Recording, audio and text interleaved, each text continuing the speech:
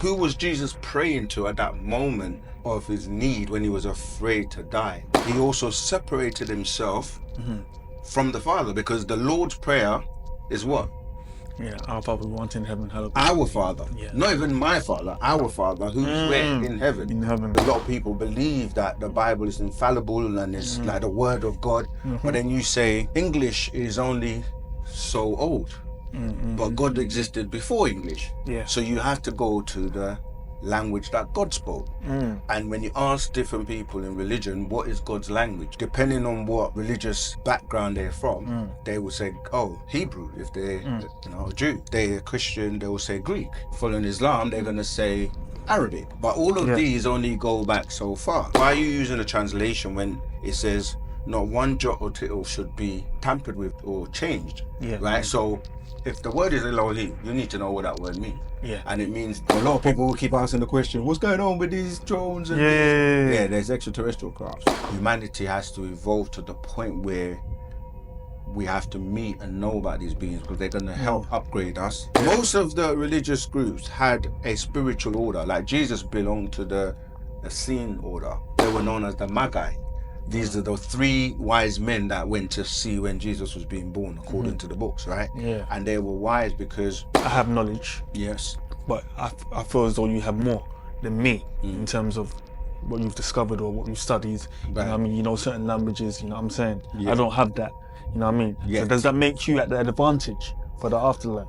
Again, intelligence is very important, because you're saying intel in the genes, in the genetics. Right. It's all a play on words, right? Yeah. When you start to research and check things out for yourself and uncover things, you find out that there's so much information that has been left out of the Bible. And some will say on purpose, so they can, trick you. My name is I call myself Sub-Zero.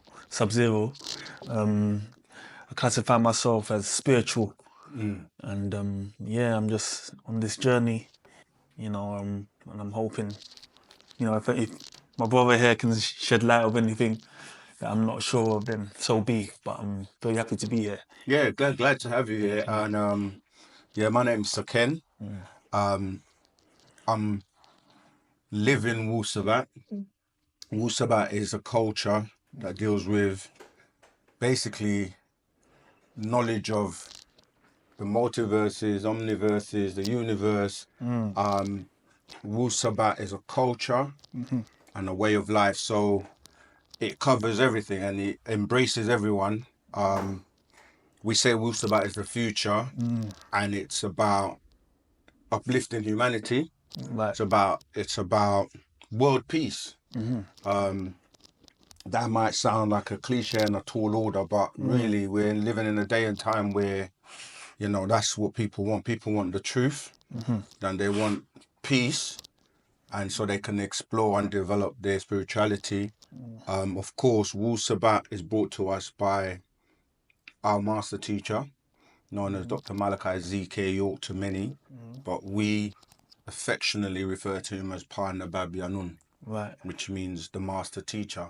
Right. And so he's the one that has been raising us in degrees and teaching us and took us through the various schools of religion on our path and growth back into our culture of Wu-Sabat. Right. And what we do is we basically answer questions, have conversations with people who are on a spiritual path, who want to learn more.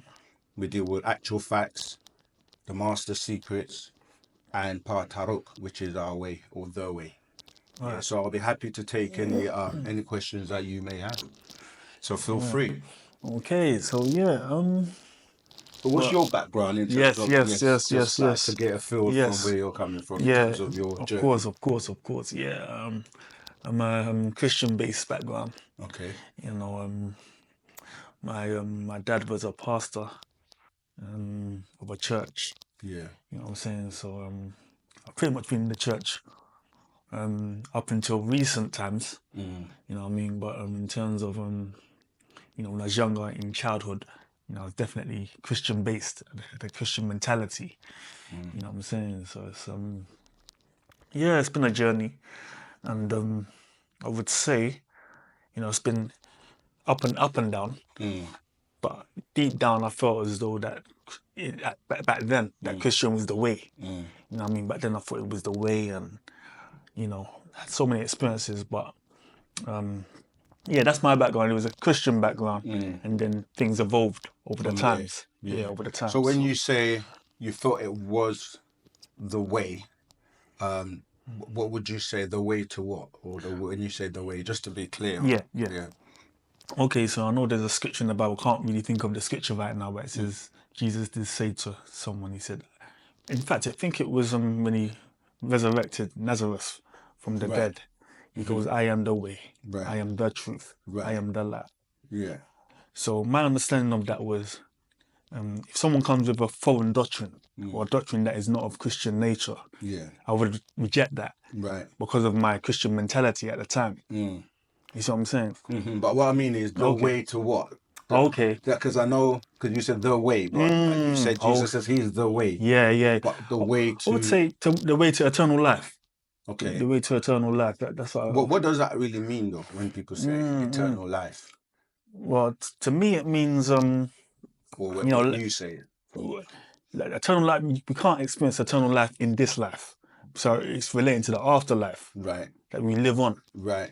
You know what I'm saying? So it's, you know, it's pertaining not to necessarily, you're going to live on earth forever. No, it's more pertaining to the life after the next. And, you know what I mean? Because basically, when Jesus resurrected Nazareth, he resurrected him from the dead. So that told me that if I die, then Jesus himself can resurrect me up into after an afterlife or eternal experience, eternal spiritual experience forever.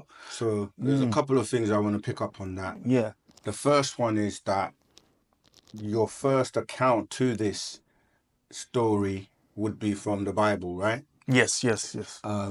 Would I say the King James Version or what? Yeah. More than likely, because that's one of the most popular ones. Yeah. Okay, so when you say being resurrected from the dead, that's a misnomer, because you can't resurrect somebody from the dead, because your physical body decomposes when you die. Obviously, if you've been dead for a long period of time, scientifically, your body starts to get something called rigor mortis. Because it, and it can start to rot, and basically, so you can't resurrect that physical body. And then when you say eternal life, we understand through science again that everything really is energy, right? So energy can't be destroyed. So in that sense, you wouldn't need anybody to give you eternal life if you're going to not be destroyed anyway. And finally, when you say eternal life or afterlife, what is considered afterlife? So I guess that means this is considered life. Yes. And then when you cross over or pass on, you go to an afterlife. Yeah. But again, this afterlife, it's not really clear. Like, what is that? So I would, if you would like to elaborate a little bit on what you're calling an afterlife. Yeah. So this is, I mean, I don't necessarily have this understanding as I'm speaking now, as classified as a spiritual. Yes. But at the time when I was a Christian, you know what I mean? This was my mentality. Yeah, and because that's what was taught. That's what I was being taught. Yeah, I grew up in it. Right. You know what I mean? Yeah. Both parents were Christians. Yeah. You know what I'm saying? So it's like, that's the only thing that was exposed to me. Yes. So it's almost like that's the obvious truth, that the truth that I know. Right. You know so what I'm now, saying? as you started to, I guess, explore yourself, have your own mind, and like you say, research and look at other things, you know, what happened then? Because like the way you're speaking now, and I know from, you know, the conversations we've had that, like you say, you're on a journey. That's right. That's right. So where are you now in terms of, I see you're wearing an ankh. Yes. Which is nice. I like it. I've got one too somewhere. I've got an too, but you got that. Yeah, you got it there. Yeah. So that's, at least we got something. Yeah, at least we got something. But yeah, so now where are you in terms of your journey? All right. So I classify myself as a spiritual. Right. Let me break that down. Why please. I call myself a spiritual is, well, it's been a long journey, you know, and it took me a while to actually break away from Christianity. It took me a while. a lot of off and ons and turned into. At one point, I was calling myself a Jew. Right. Sometimes I was even calling myself Egyptian at one point. You know what I'm saying? But in terms of, through research and my own particular learning, and even certain books from Malachi Zediot, the master teacher. I've been I've been studying, kind of absorbing some information, and it's making sense to me. Right. It makes sense to my spirit, my inner being. You know what I'm saying? So, I mean, talking about that. Yeah. I came to the. I felt like. Well, let me take you through my spiritual experience. Sure. Because I experienced something when I was a young person, pretty much a child, probably 6 or 7. Yeah. And people. I mean, I was playing the organ at church. Right. I played the keyboard. Yeah. That's another thing. Yeah, that's a yeah. But yeah, no, I was I was playing the organ, and all of a sudden, certain people were doing the same thing, saying the same thing to me. I mean, they just looked behind, and they were saying, "You're God, you're God, you're God." And now, that was very confusing, especially as a little child. Yeah, this is in the church. Yeah. I mean, that was very confusing to me because I didn't necessarily know what was happening to me. Right. You know what I'm saying? But it was only for probably a few seconds they were doing that. But I was thinking to myself, what's going on? In fact, I was in disbelief. Right. So I brushed it to the side. Right. And just carried on with just ordinary life. Yeah. You know what I'm saying? And I had a few experiences similar to that, but not in the church, on the streets, and just in ordinary life. You know what I'm saying? But there's one, I think one that caught me, but I didn't realize at the time what was happening to me. I think I where I am now, I feel like that was a sign. You know what I mean? And the stars give signs. Yes. And wonders. That's what I still believe in. Stars give signs and wonders. And I feel like that was a sign that I feel like God was trying to connect with me. Right. You know what I mean? When I was hearing people say, "Oh, you're God, you're God, you're God." So, you know what I mean? So it's like that it was scary. Yeah. It was scary. Why? Because I felt as though this is not real life. Yeah. You know what I'm saying? And I guess in Christianity, because there's a separation from God, as in, being someone that's up there, reachable and all powerful, and someone then telling you you're God, you must be thinking, what? Like, I can't even create a gnat, so how can you say I'm God? But that goes to the misconceptions. Yeah. And I'm glad you said that you're spiritual. And one of the problems that some people have is that they confuse being spiritual and spirituality with being a part of an organized religion, such as Christianity or one of these monotheistic religions. Yeah. And they're two separate things, because you can be spiritual or explore your spirituality without having to belong to a church or belong to a denomination or to belong to a group of people who say, if you're not a part of us, then you're not considered to be, do you know what I mean, accepted. Yeah. And so with Wu-Sabat, we know that everything has spirit, because if everything is energy and it's alive, in terms of, when we say alive, things oscillate, things are vibrations. Yes. Things things are moving. But so that was interesting what you said. And the other thing is that if one was to study the Bible, and it does tell you that you're God. Like Psalms 82:6. These are quotes we use all the time. Exodus 7:1, John 10:34.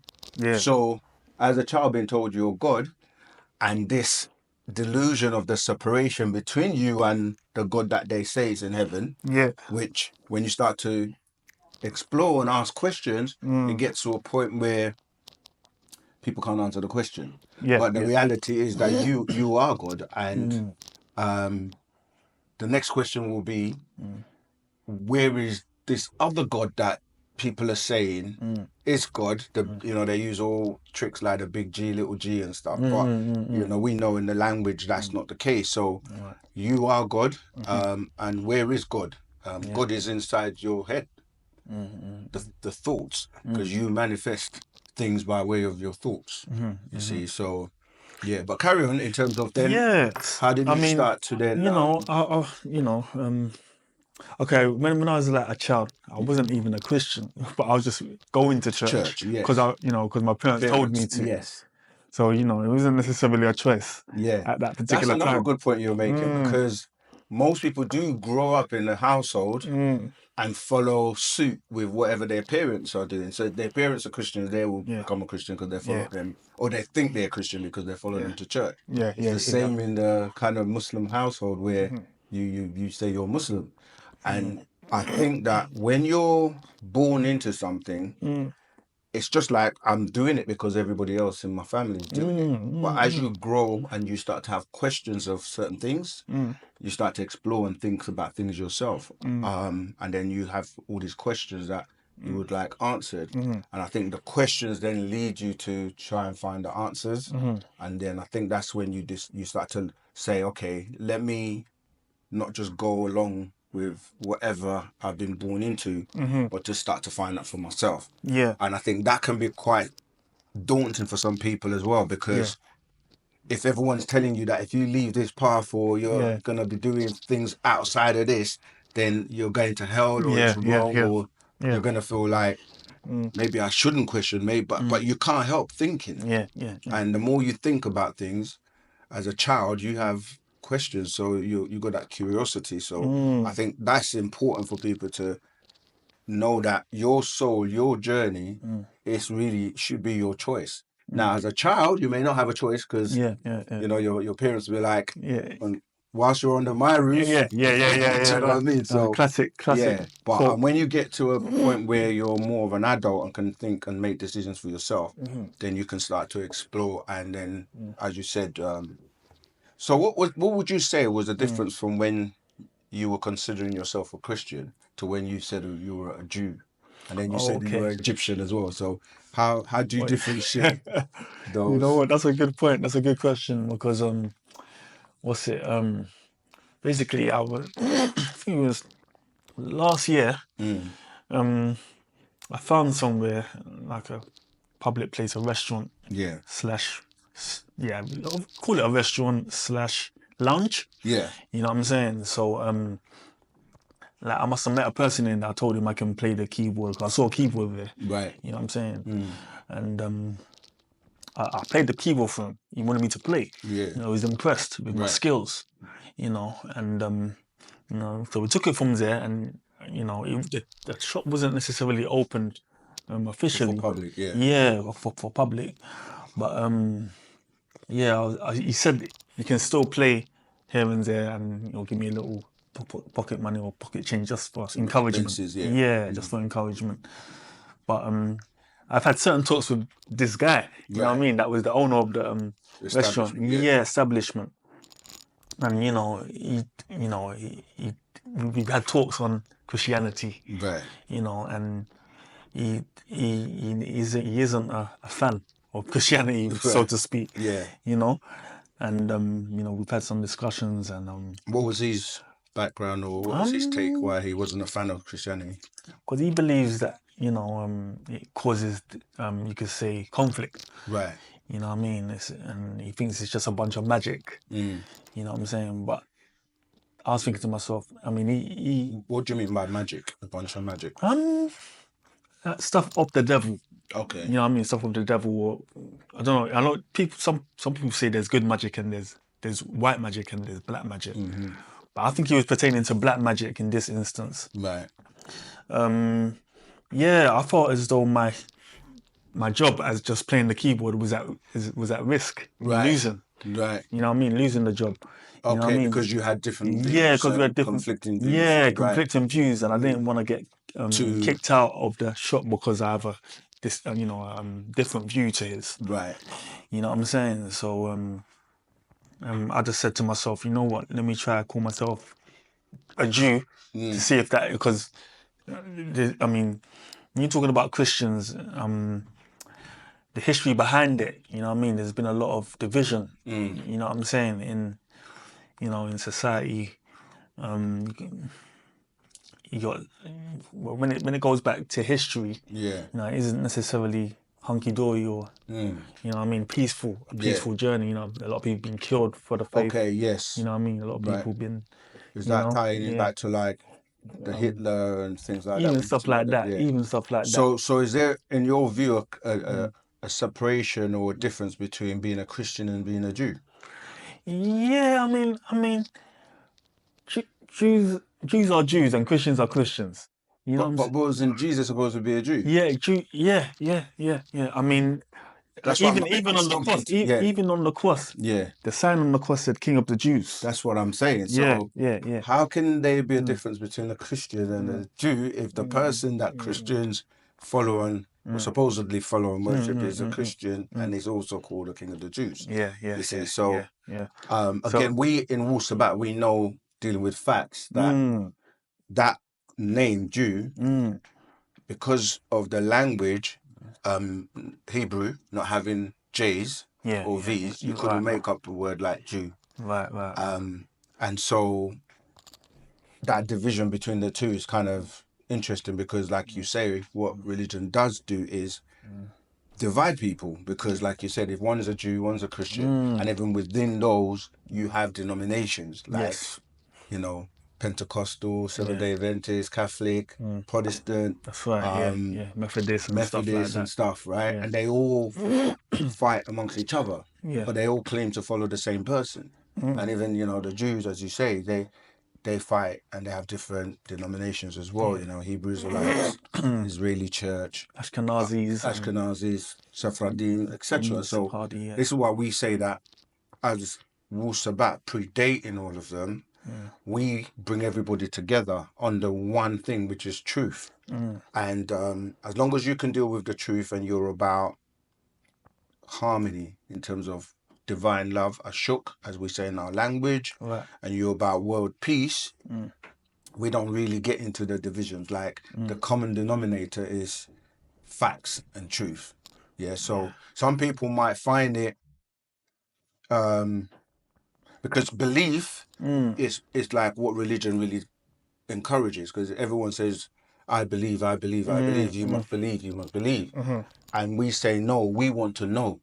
Because there's a difference between believing and knowing something. And to know something, you've got to actually do the research and check it out for yourself. Because if you just follow someone blindly, then that's blind faith. You see, so yeah, for us, we know that when you go back and look up, okay, even on the cross, as you said, the person they were saying was on the cross is saying, Eli, Eli, lama sabachthani, which means what? My God, why have you forsaken me? My God, why have you forsaken me? And how could God forsaken his son? And especially some people are confused because they say Jesus is God and God is Jesus. And when we say, okay, let's deal with the facts and let's explore that, because before he was crucified, when they were looking for him in the garden, he went away. And if you go back and read the, you know, Matthew, Mark, Luke, and John, and they talk about the story of him, you know, in the garden, he said he's going to go away and pray. And if you read it, it even says that he prayed so hard that even he was sweating with blood. Right? That's how deep this prayer was. And what was he saying? He was saying, my God, if it be possible, let this cup pass from me. And the cup is symbolic of the crucifixion or the death. So when he came out, he came out with confidence, because when they came to find him, they didn't even know who he was, remember? Because they were relying on Judas to kiss him and point him out to let them know. So when they came to get him, because they said, who is he? He said, I am he. Now he's bold. It's like, see me out? You know what I mean? When they went to approach him, they said that they all fell down. Right? So my point is, who was Jesus praying to at that moment of his need when he was afraid to die? And one, if he was born, his whole purpose was to come and die. So he's been prepared from birth to do this. So why is he afraid and he's praying to someone else? Because he's saying, my father. You can't be your father and you're the son at the same time. And so that leads to more question, because he also separated himself from the Father, because the Lord's Prayer is what? Yeah, our Father who art in heaven, hallowed be. Our Father, Yeah. not even my Father, our Father who's where in heaven. In heaven, yeah, And yeah. you know, so when people try to make Jesus according to the book, remember when we deal with facts, we don't like, because we had to study these books, study these religions. Yeah. We speak to the person we're conversing with based on their books and their beliefs, because that's what they know. Yes. So we will point out in the Bible, like I've been doing, like the quotes. How does that make sense? How can he be the same person but praying to someone else to come and help him? How can he give the Lord prayer saying our Father, including himself? How is it possible that he's going to die and go and sit on the right hand side of who? Of the Father. Of his Father. Yeah. If he is the Father. Because you cannot sit on the right hand side of yourself. No, you That can't. makes no sense. It don't make no sense. Right. Yeah. So there's a clear separation between Jesus according to their records, according to their book of Jesus and God. So yeah, so let's move on then. How then did you get into the Egyptian or becoming an Egyptian? Oh my gosh. So obviously you and the guy at the establishment, Yeah, the the establishment. Because how did you end up? What is I didn't want to divide. Yeah. I didn't want to separate from him. Right. You know what I mean? So I said that I was a Jew. Yeah. You know what I'm saying? Is that because he was a Jew? Not necessarily because he was a Jew, but I don't think he took offense to it. Right. When I called myself a Jew, when Got you. when I spoke to him, and yeah, you know, and he goes, I can live with that. You know what I mean? You know what I mean? As if that's to say, interesting. That yeah, with you. yeah, you can But you can live. yeah, you can live. Because he actually didn't even want me to even attend church or be a Christian anymore. Yeah.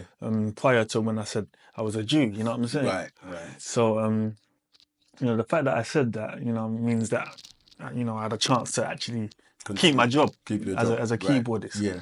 You know what I'm saying? But yeah, I mean, so what was your question? How then did you move on to the Egyptian? Because you said you were a Christian yes, and a Jew, then an this Egyptian. is oh man, this goes a little bit way back. Yeah. To when I was a teenager actually. You know what I'm saying? Because it was a teenager from when according to my knowledge, when I first became a Christian, like committed, like a heart, you know, I'm walking that path basically.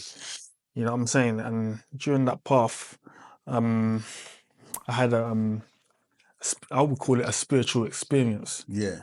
You could even say it could have been a spiritual enlightenment. You know what I'm saying? So this was when I was about 18, I believe. Yeah. And I felt like it could have been 18, it could have been a bit more, but you know, it was revealed to my mind that again, you know, people wasn't saying it this time. Yeah. But you know, I thought a voice in my head was saying, "You're God. You're actually God." And Yeah. you know what I mean. So it's almost like, to me, that was a revelation.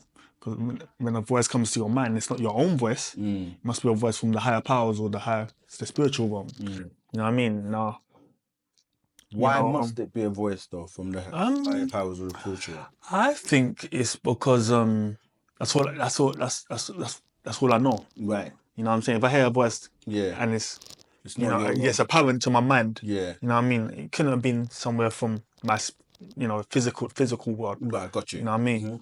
So yeah, so like I heard that voice, and in my head, you know, I was just thinking, I mean, certain things have happened to me, you know what I'm saying? Yeah. You know, and it was regarding spiritual experience. Yeah. From that point when I heard the voices, and you know what I mean, and a period of my life when I heard the voices, I think it was getting stronger, like in terms of almost like the if you like when people were saying I was God, you know what I mean, it was becoming more consistent. Yeah. You know what I mean? And again, very terrifying. You know what I'm saying? So it's like is that because what you thought or knew of what God was? Why was it terrifying? it was, I mean, I can I guess appreciate that in the sense of it's a big responsibility when you take on that title. Yeah. See, so I can Yeah, imagine why it may have been like yeah. scary for you. But Yeah. is that the case, or Yeah. I what mean, was it that was terrifying? you know, at the time I didn't realize what it was, but I think it was a bit had something to do with mysticism, Okay. becoming one with God. You know what I mean? Like, and I thought like, you know, this is probably about 89 or something like that. You know, I was having that mentality. I started to believe it. Right. I started to believe that I was God. Right. You know what I mean? And then all of a sudden, you know And what I mean? now you do? Yeah. This when it gets a little bit interesting because I felt as though having that particular mentality that I was God, you know what I mean? I felt like certain things were I felt like psychic experiences were happening to me. You know, I don't know if you heard of sonokinesis. Yes. Yeah, I felt like I could manipulate, you know, utilize that Yeah. particular ability. I was thinking to myself, what's happening to me? You know what I'm saying? Yes. Am I a god, or you know what I'm saying?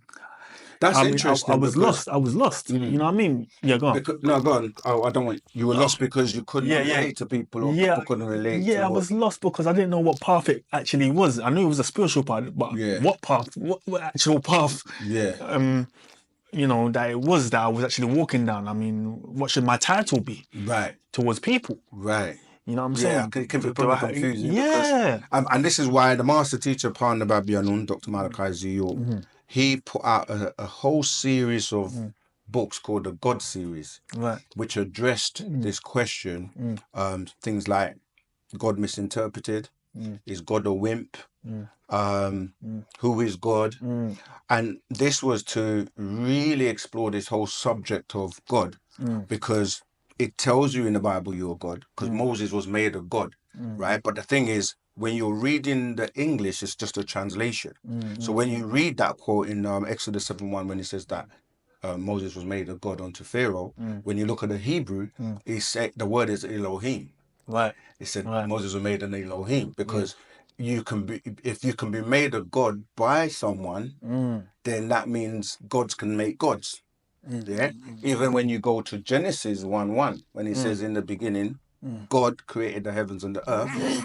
Again, when you look at the Hebrew, that's Elohim. And when Yeah. you start to break down, okay, now we're into Hebrew because we want to get God's words, not the translation into English from God's words, because a lot of people believe that the Bible is infallible and it's like the word of God. But then you say English is only so old, but God existed before English. Yeah. So you have to go to the language that God spoke. And when you ask different people in religion, what is God's language? Because that's another book that the master teacher put out.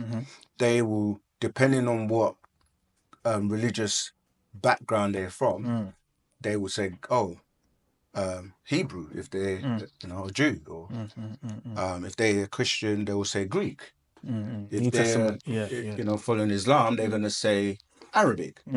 But all of these only go back so far. So if we do go with the original, because why are you using a translation when it says not one jot or tittle should be tampered with or changed? Yeah. Right. So if the word is Elohim, you need to know what that word means. Yeah. And it means these beings, Right. plural. And this is why in the English it becomes confusing, because when he's starting to talk about things like let us create man in our image and after our likeness, Yeah. created he them, Yeah. these are all plural terms. Yes. But in the English, it's being translated like it's one singular. So people do get confused. Yes. But as, Musbatu or Sabians, Nuwapians, we know that if English is only like say around 525 AD in terms of its birth date, and we know that those books like Genesis and so forth, the books of the Bible, are taken from ancient tablets which predated them, then that means God was speaking a different language. So we have to go to those Sumerian tablets, those scrolls that talk about, do you know what I mean, creation. Yes. And pretty much all the stories that are in the Bible, you can find them in those ancient tablets. Like the flood of Noah, really, you can find that in Sumeria as Utnapishtim. Okay. You can even find that story in Egyptian as, Seneferu. which was a pharaoh as well. Right. So when you start to research and check things out for yourself and uncover things, you find out that there's so much information that has been left out of the Bible. And some will say on purpose so they can, trick you. So the Bible talks a lot about Egypt for some reason. So when you say you became an Egyptian, and Jesus went to Egypt. Yes. Moses was supposedly found in a basket in Egypt, and he grew up in Egypt. Yeah. Joseph and his family ended up in Egypt. Yeah. Abraham went to Egypt. So the question is, why is everybody going to Egypt? Yeah. So I'm curious to hear true. about your journey when you said you became an Egyptian. So. Yeah, I mean, at the point when I had that experience, I was on my own. Right. You know what I mean? Because if I couldn't go to my parents, you know what I mean, who had experience in Christianity, and I'm experiencing something different. You know what I'm saying? I felt like I was on my own. So I think that could have been the very point where I started to try to research what's happening to me. And I mean, the internet wasn't that great back then either. You know what I'm saying? So I was thinking, what's happening to me? You know what I mean? And certain things were revealed to my mind. You know what I mean? And I remember I used to say to I think I found out, a certain understanding that when I was a child, I thought of when I used to get something, or when I'm astonished by something, I used to say, wow, that looks good. Yeah. You know what I mean? So I felt like the higher powers were telling me, search the word "war." Right. You know what I'm saying? R-A. So I was thinking to myself, because there was still internet back then, just not as prevalent and not as quick in speed of the internet. But then I looked at the word "war" and then it said Egyptian god. You know what I'm saying? So it's So like the pieces the pieces, something's coming together a bit. You know, something's making more sense. You know, according to, especially at the time. You know what I'm saying? So it's more so. I think that's when first I started to think there must be something about Egyptology that relates to me, or that I can resonate with. You know what I mean? It can make sense with that particular doctrine. And that's interesting because when I just said about all the major influences or characters in the Bible find their roots in Egypt somehow, and then what you just said actually ties in because Ra is a god in Egypt, and so when religion, if you read the Bible, they try to paint the Egyptians as the bad guys and the Israelites as the good guys, and then obviously, the whole thing with the snake with Pharaoh. Oh yes, with the staff when they turned the staff into a serpent. And what did the Egyptians do? Did the same thing. They did the same thing to say, "Wow, this is nothing." Like we know about these things because the Egyptians, also known as Kemet, the word Kem or Cham comes from, it means black, and it actually is where they get the word chemistry from. When you start to study languages, because if you see the first part of chemistry is CHEM, and if you spell black as in KHAM, or Kemet KHEMET, you can see the relation. So these Egyptians were powerful enough. They twist it and say, "Oh, the Moses' snake swallowed up the Egyptian one," as if to say they have more power. But the point being that, how were they able to do the same things and have the same power that, do you know what I mean, that Moses did? And so the point then is you get cut off from connecting back to your ancestors in Egypt who are black, because Kush means black, Kemet means black, and as you start to look into the words and the area, Sudan means black. So in religion, they try to cut you off from your ancestors, because once you get to Egypt and you start to look at the pictures on the wall, you start to look at, and this is the thing as well, it's not just pictures, it's the features of the pictures. Right. Because you can recognize different races based on their features. So, we as Africans don't really have alkaline features, straight nose and, thin lips and so on. So when you start to look at races, and when my journey is all similar to yours, when I found out about Egypt, I started to look at the wall, look at the pictures, look at the complexion of the people on the walls, and it started to open up a big what you call Pandora's box, a lot of information. And even on my path, with the master teacher studying the different schools of religion, we studied Islam. Right. And one of the things I found interesting but really technology was that you're not allowed to have pictures, or they say it's a sin to have pictures, or that angels will not come in your house if you have pictures and this kind of thing, right?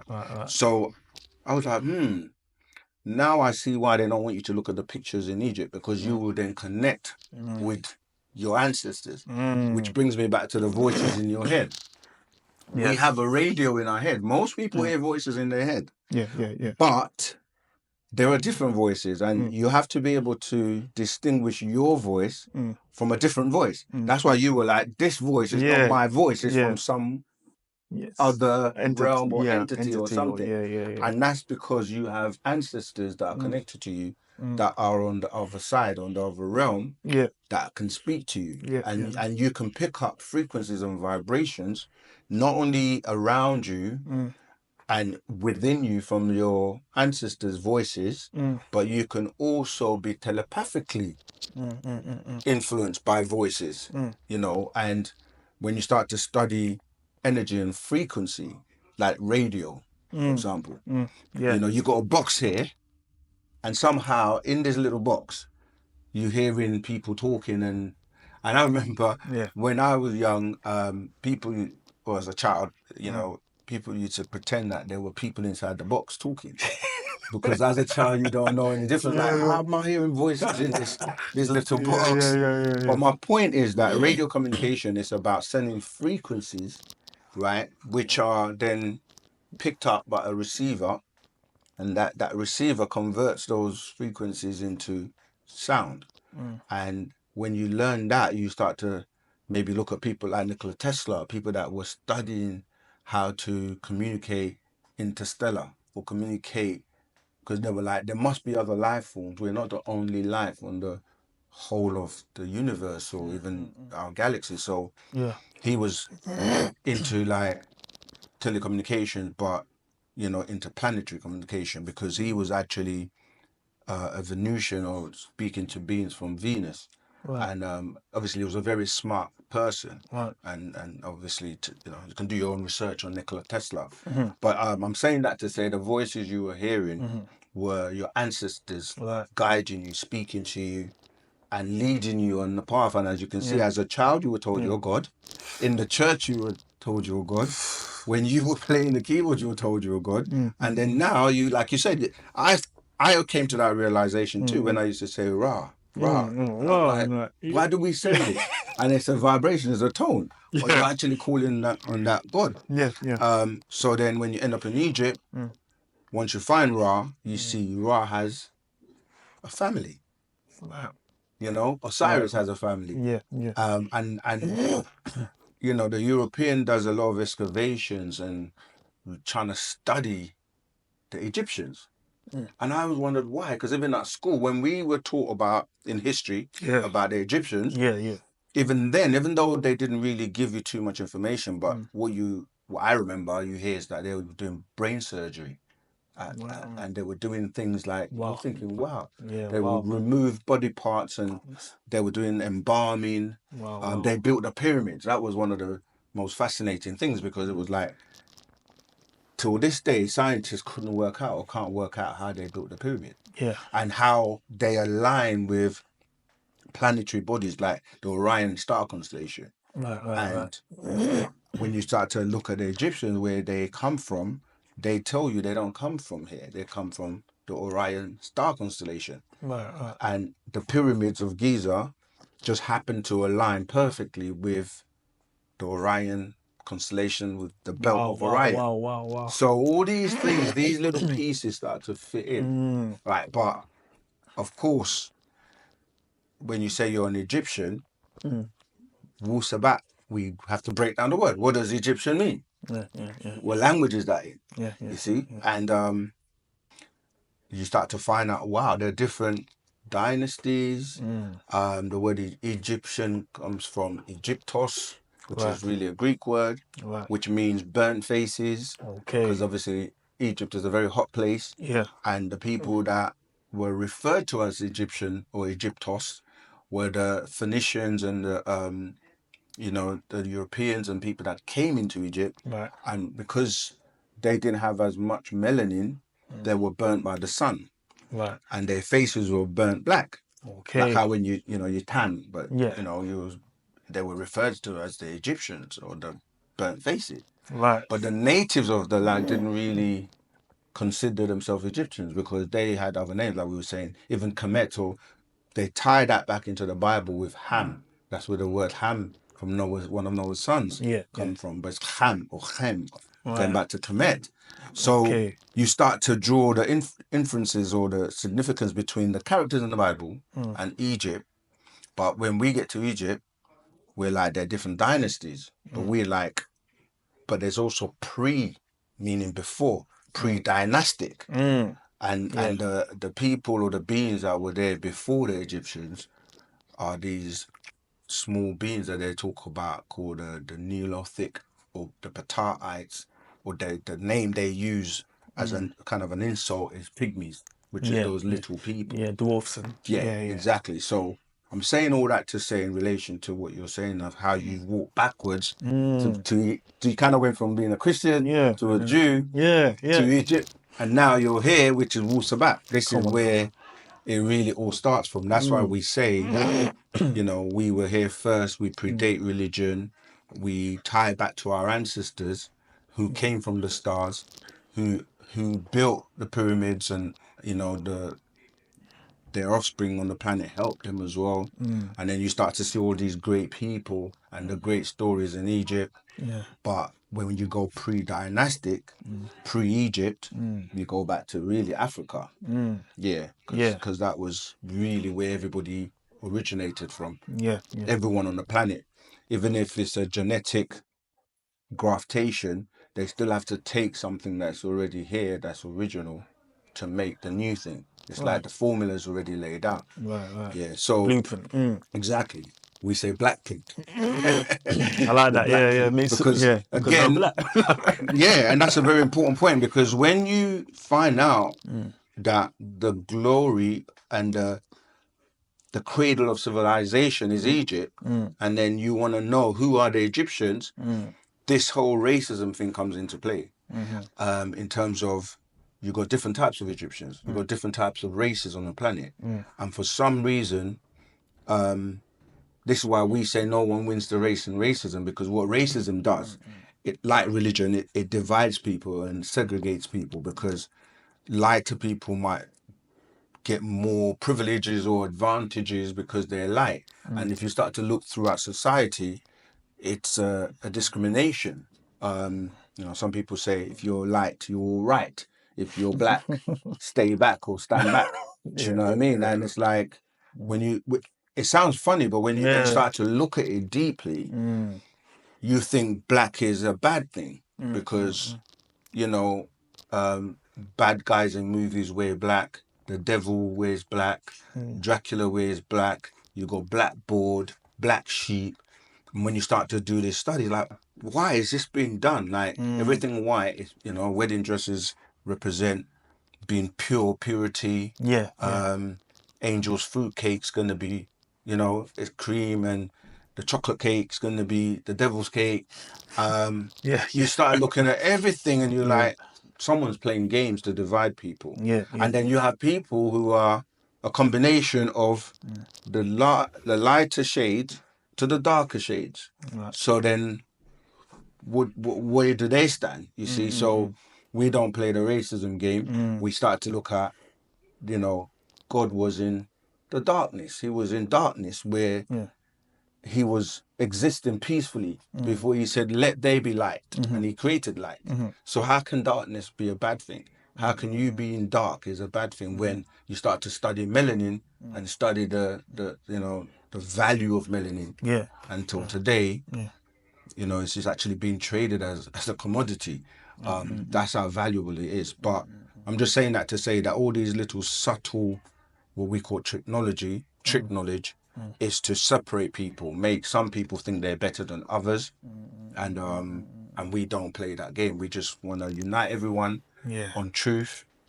So I guess now you're here. You've Yeah. been back to Wu-Sabat. Yes, So you yes, have some yes. questions. Yeah. Because this is new to you and Come on now. you're learning and want to Yeah. ask me some questions. So Yeah, I mean, anything you would like to ask? yeah, I mean, the journey that I'm particularly on right now, like I said previously, I'm spiritual. You know what I'm saying? I want to explore that a little bit. Yeah. Because when people say I'm spiritual, like what does that mean?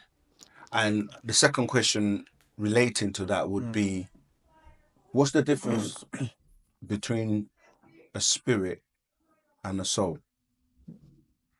So that's kind of what. So if Okay, you so explain what you're saying, you're spiritual. What does that so mean? spiritual.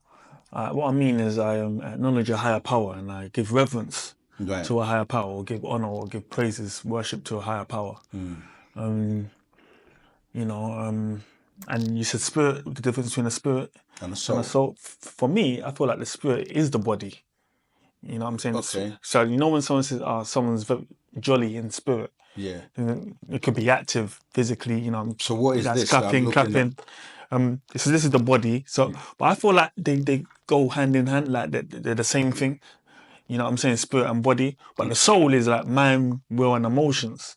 This is what you think? Yeah, this is what I think. This is what I Right. think. Okay. You know what I'm saying? Let me clarify that because that's what really Yeah, you're yeah, here to do. yeah. We know because they say, people like to say, the Father, the Son, and The Holy Ghost. Or, the Holy Ghost, and they say these three are one, right? But if you took a mug and you poured water into it, and then you poured tea, and then you poured sugar and milk, and mixed them up, it appears as if they're one, but they're not because they're composed of different things, right? So in the same way, Wu-Sabat teaches us by way of Partner Babjan, the master teacher, that your physical body is this part here, which you can see and touch. Yeah. This is why when you're alive, you're able to move. You know, you've got locomotion. You can navigate, move your hand, move your legs. But at some point, when you, as you were saying before, die or cross over, people use the word die, but like I said, we don't subscribe to that word, as we know that everything's energy and you can't destroy energy. So all it is a transformation or crossing over, and the spirit and the body then separate, right? And the soul is dealing with your emotional you, because everything that is alive can have a spirit, but not everything that's alive has a soul. Like, trees have a spirit, animals have spirits. And even though they're alive, like a tree or, plants and so forth, they're not able to have the soul, which is the emotional you, which allows you to, like you say, dance, play keyboards. You know what I mean? You can express yourself. You have a personality. Yeah. Yeah. So, and in the scriptures, when you use their books, the Bible, it uses words that differentiate the two. So, the spirit is referred to as the nafs or nafish, Okay. or, that's spirit. Right. And the soul is referred to as the ruach. Yeah. Right. So because there are two different words, and your physical body is also, it also depends what language you're using. Yeah. In ancient Egypt, we would use the khatat as the body. Okay. And then we would use the ra'ah as the spirit, and then you have the ba'ah, which is the soul. Right. So depending on which language you're coming from, there are Right. three separate words. Yeah. And you know that because, like I was saying before, when your essence is leaving, the spirit and soul, if you have one, when they leave, your body stops moving. It's not animated anymore. So that means there was something that was keeping it alive, and now that thing has gone. They've actually done experiments to weigh the body before somebody dies, like in hospitals and stuff, right? They weigh the body and then they weigh it after. Okay. And they notice there's a difference in weight. So that whatever that was inside the container of the body leaving. So that proves that there is something that leaves you, right? And so there's a distinction between the physical body, which decomposes, ashes to ashes, dust to dust, right? So the dust goes, your body decomposes and goes back to the dust, and your spirit moves on to a different realm. And depending on whether or not you have a soul, the soul will propel or take you further. Your soul is the real you, the real being that is what everybody's like speaking to, expressing from. And you can tell people that don't have emotions, they're cold, they don't understand, and they're not in tune with, say, nature or the higher realms or higher vibrations. You see, so to simplify it for people that are listening, if you imagine an egg, right, as you, the outer shell is the body, the white will be like your spirit, and the yolk, the yellow will be like your soul. Yeah. So they are separate things. So again, this gets misconstrued, or in religion, people don't know the differences, so they mix everything up. And that's again something that when you do your own research and study, you'll find out that there are actually separate words. And for God, or the deity that is supposedly the person that gave you this knowledge, they would know that, and they would know that to give them different names. You see? So in regard to what you just said, Yeah. Does that clear that up? yeah, that was, it's a good, nice and profound, Okay. But just to clarify though, so the spirit leaves the body when you die, Go on. and the soul leaves the body. They live together. They live together as a unit. As a unit, but they separate eventually. Right. Why is that? They only leave as a unit if you have a soul in the first place. Okay. Because people can lose their souls, right? Yeah. In I think the book of Hebrews, it explains when people lost their soul. Can't remember the exact quote right now.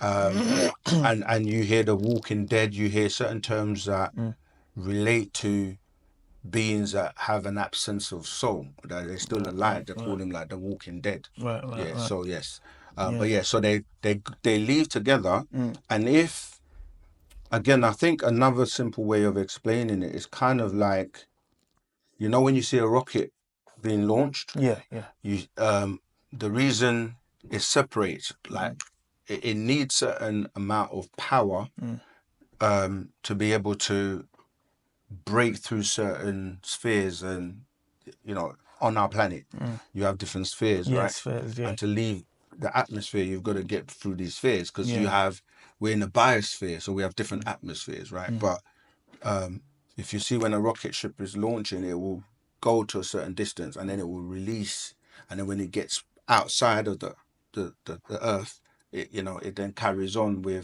without needing combustion or that type of fuel or power. So it's the same. Your soul can be strengthened, just like your body can be strengthened. Like when you're exercising, you might build muscle. You can strengthen your soul with spiritual practices, and you can strengthen your your spirit with spiritual practices, and you can strengthen your soul with higher vibrations. And they can leave together, but then they can separate if one is not as powerful to take both of them together to take you to the other realms. So your soul is really responsible for taking you to the higher levels of vibration. So to experience the highest level of vibration, You need both of them. Your soul.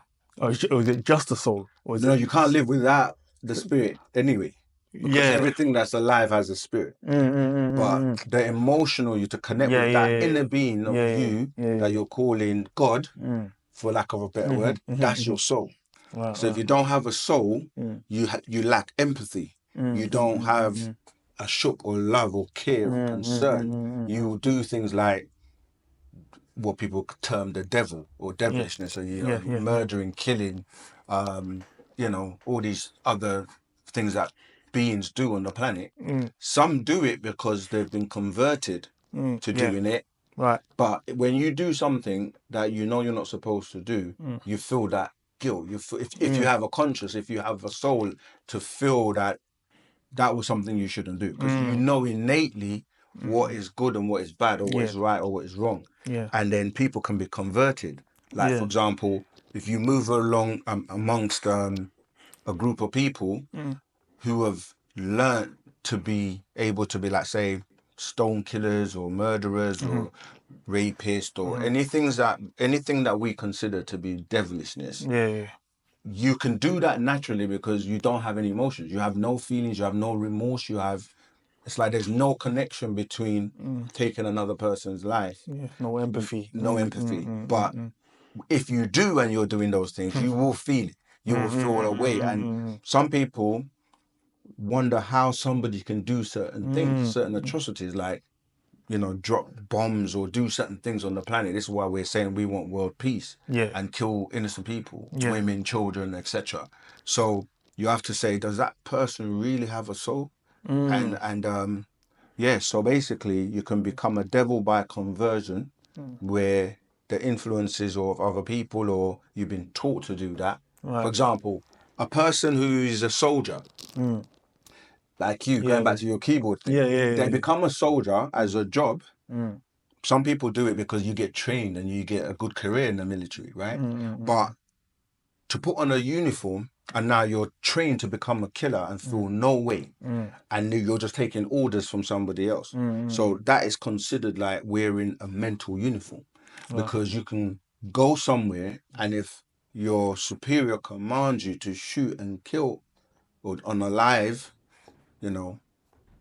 somebody, something, and you do it. This is why a lot of soldiers come back home when they've gone to war, etc., and they will have PTSD.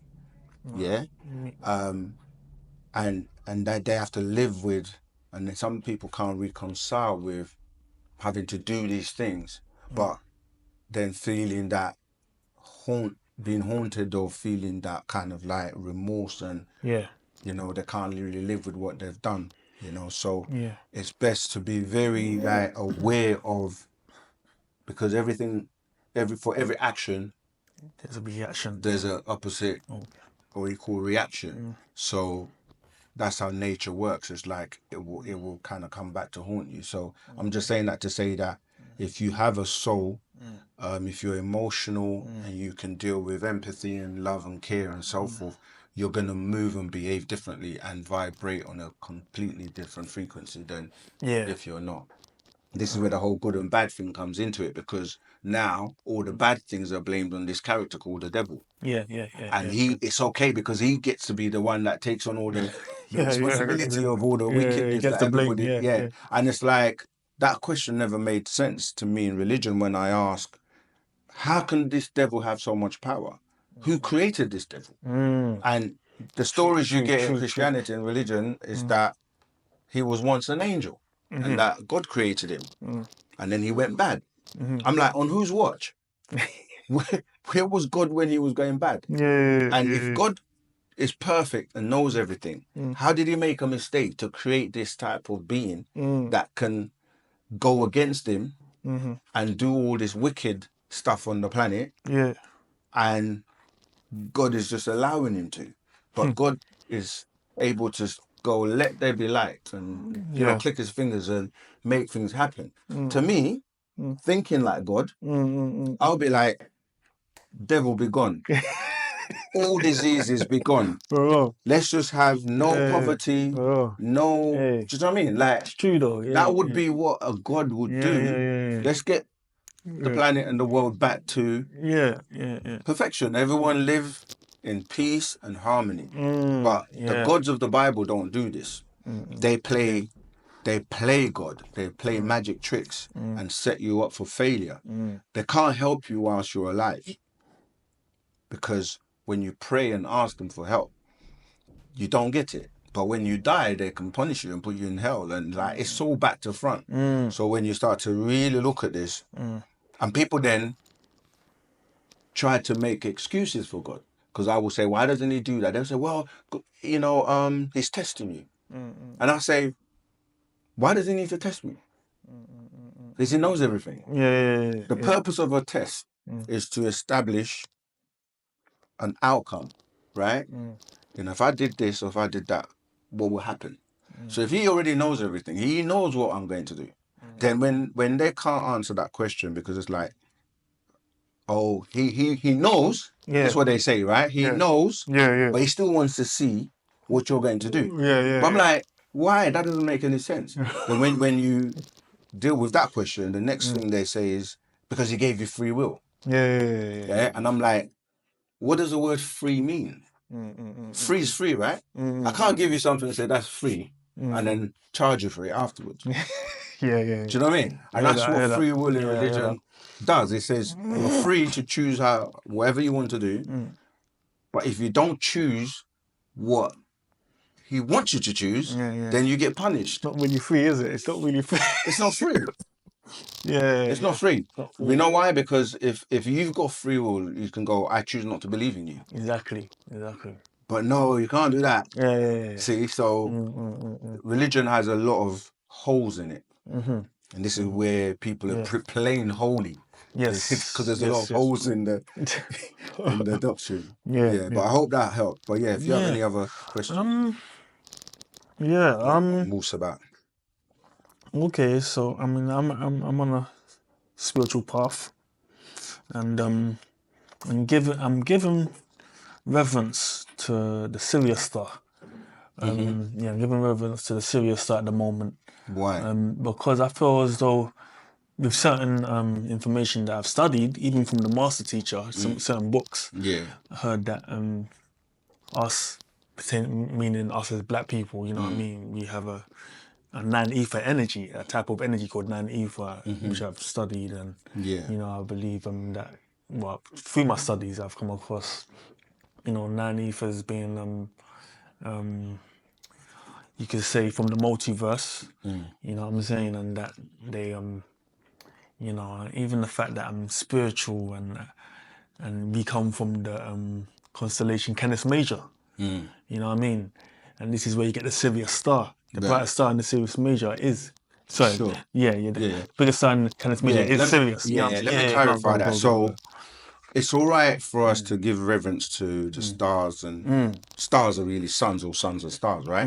This is where, when you go back to ancient Egypt, Ra was a representation or the personification of the energy that we knew provided for us, our melanin. Because melanin, you have all types of melanin. You have neuromelanin, which deals with your function of your mind and your brain and your intelligence and things like that. You have obviously female and, you know, different types of melanin. Melanin.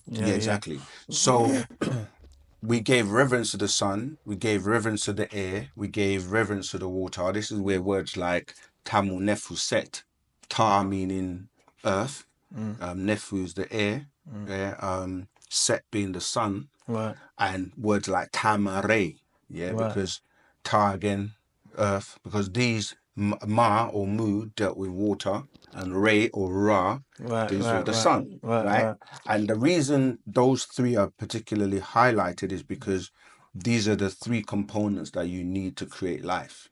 So once you have soil, as in, you know, earth, you water it, and the sun rays shine on it, it will evolve and give life. So I'm saying that to say that in ancient Egypt, we gave reverence to the sun, and we didn't worship the sun. We don't worship anything. We didn't worship anything, but we used to raise our hands to recognize the sun, as you say, to give reverence.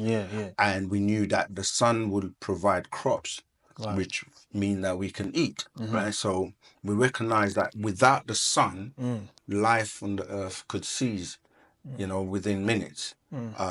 Apart from the, you know, beings that survive like in the deep waters, so that don't really rely on the sun, like the jellyfish and things like that. But I'm saying that to say that we recognize nature, and nature is the same word that became, or nature comes from the word Natiru. And that word Natiru comes from Natharu, which is the name of our ancestors who came from Sirius. And how the Orion's belt tied into what I was saying, the Orion constellation, because this is where they came from. That was their original home before coming here. So you're right in that sense that given reference, but we don't really we didn't really use or have religion. We just recognized that nature was responsible for everything. So as animists, we gave reverence to our ancestors, and we recognized natural nature is what is responsible for everything that you see around you. Now, when we talk about 9 ether, which you touched on, ether is something that, because the one thing that is constant is change. So you're always learning and discovering and learning new things. And in the scientific world, they're trying to find the answers to where things come from. And the way they do that is to study, things before they grow. Right? Because if you want to find out where something originates from, you have to go back to how did it begin?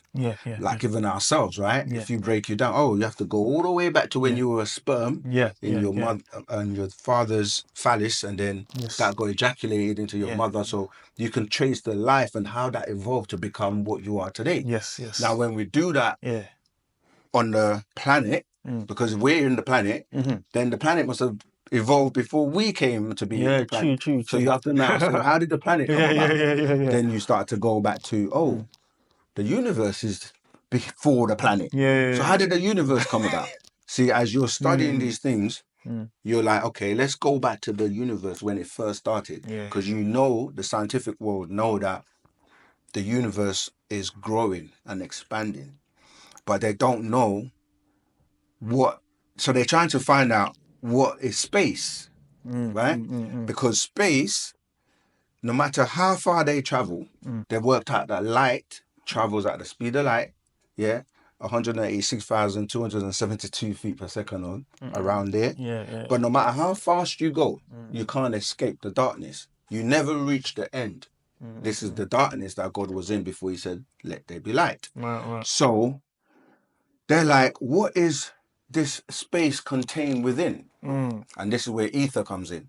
Because the more they deal with quantum physics, breaking down atoms, subdividing atoms and subdividing them and keep subdividing them to see what is the smallest or the tiniest that evolved to the others. Because even when you're looking at the periodic table, you would start with what they used to consider the lightest being hydrogen. That would be H1, Then you got H2, which would be helium, and then you keep going this way to all the elements that they've discovered and have identified. So they're like, well, what's before that then? And this is where the subdivision of the atom started. And they've got like quarks, biaps, zeelies, and then now 9 levels go in the other direction, which is referred to as ether. E1, E2, E3. But of course, in the scientific world, scientists go about proving things because they want to use evidence and facts. So they will have a hypothesis and say, we believe that, like, when you look at Darwin's theory and the evolution and things like that, they try to find out where we came from. And so my point is that now ether is what we're being taught by the master teacher, Partner Bab Yanun, that everything is within and comes from.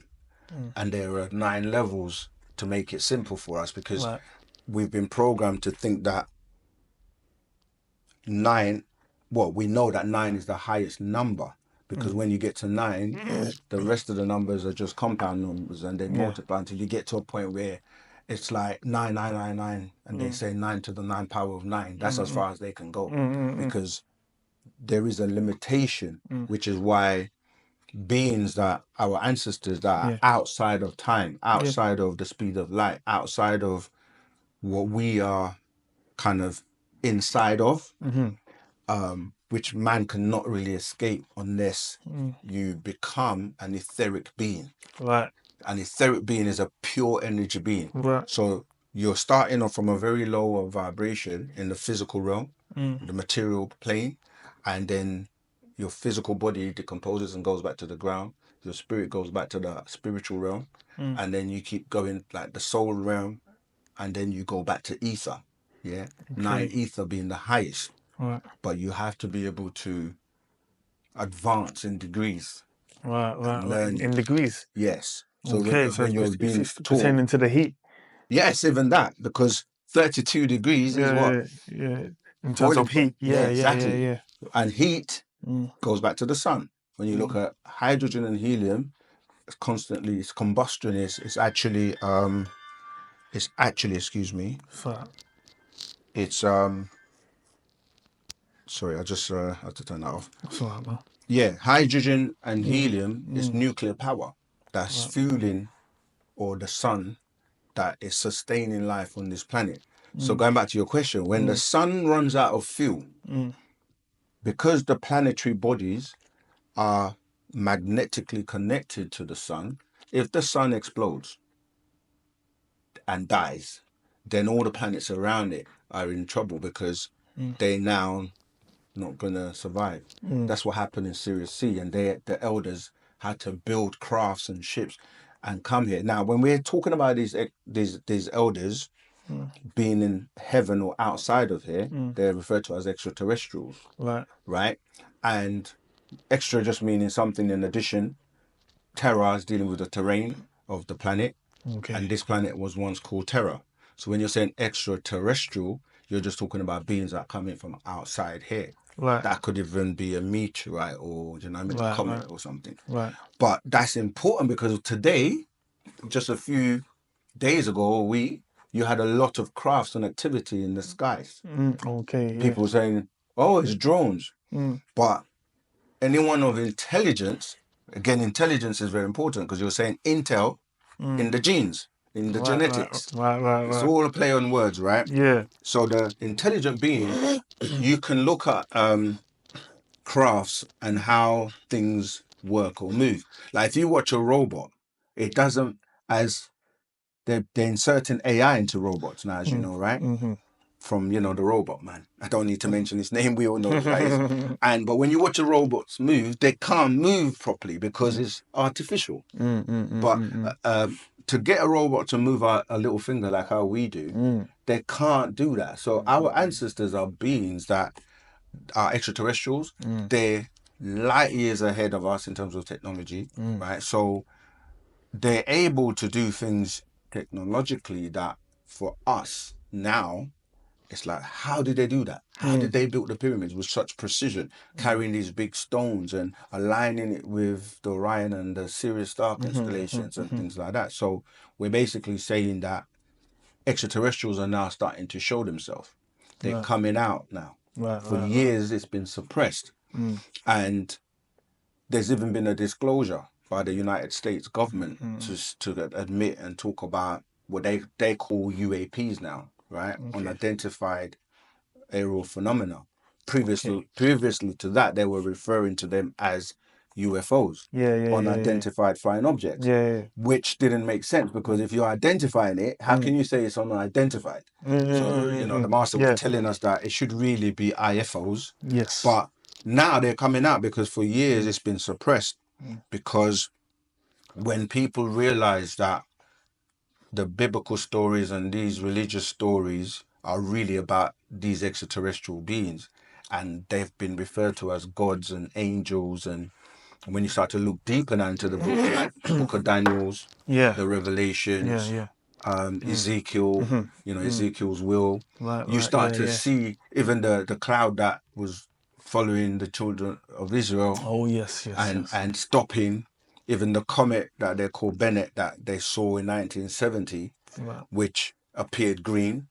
Comets don't have a green color, and they don't move and stop and have a controlled trajectory, you see. So really, when you look at the Bible again now and study it again, you're really talking about extraterrestrial stories.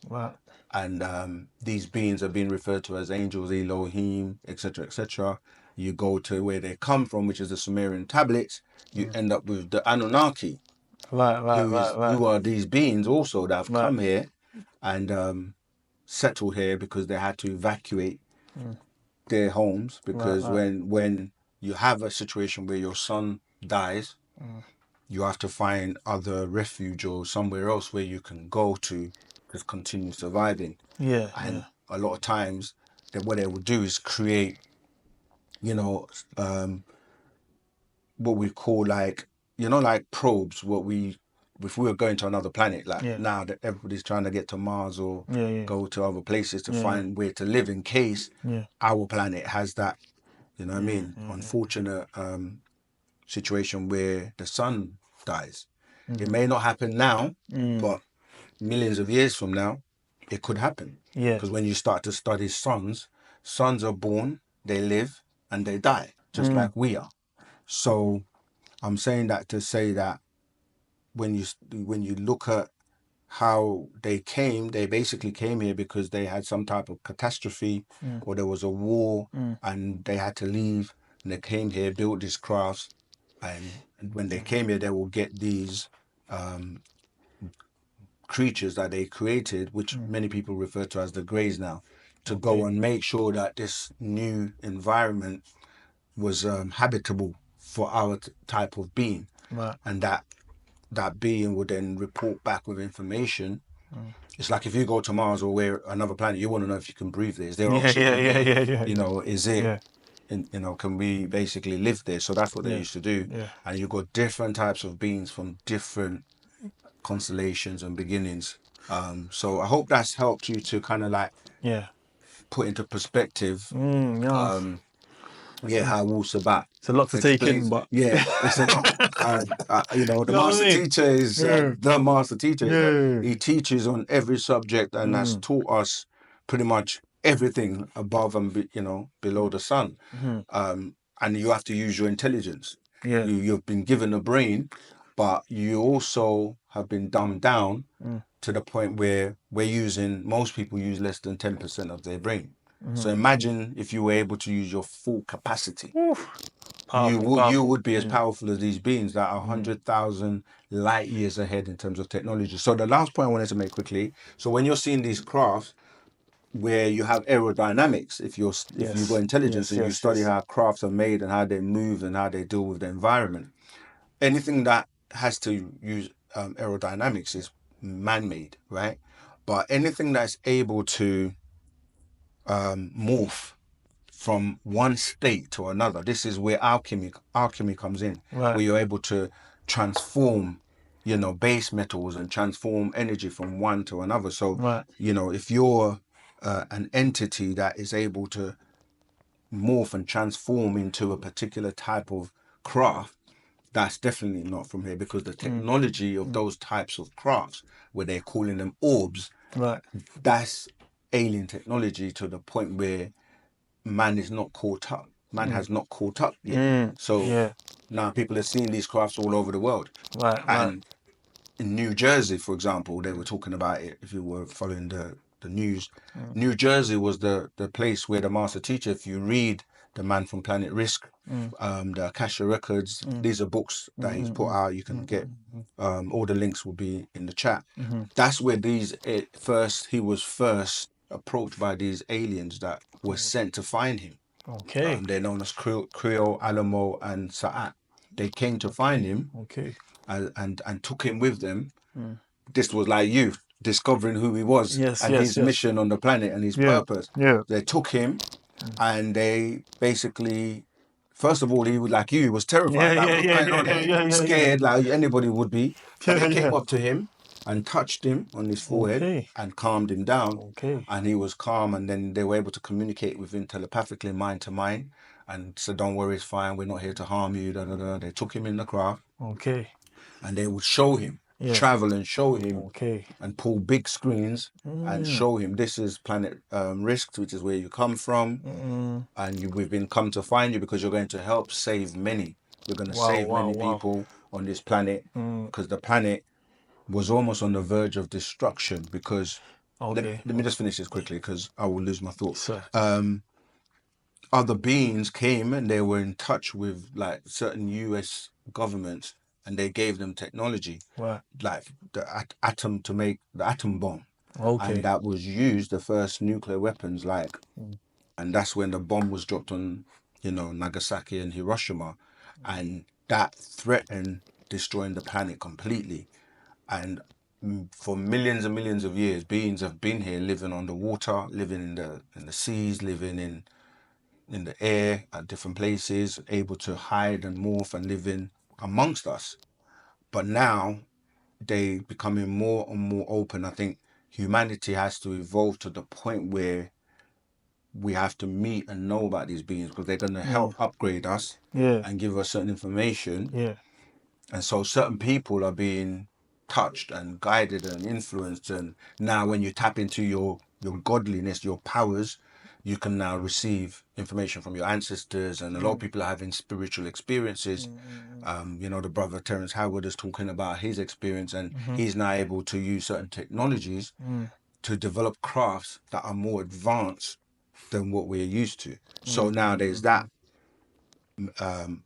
We're in the time period where people are saying the awakening, the rise in consciousness, because we have to be upgraded to be as intelligent, so we can basically receive these beings that will help us to advance and make these shifts that each, like galaxies, have to evolve their different stages of galaxy to become a part of the galactical community.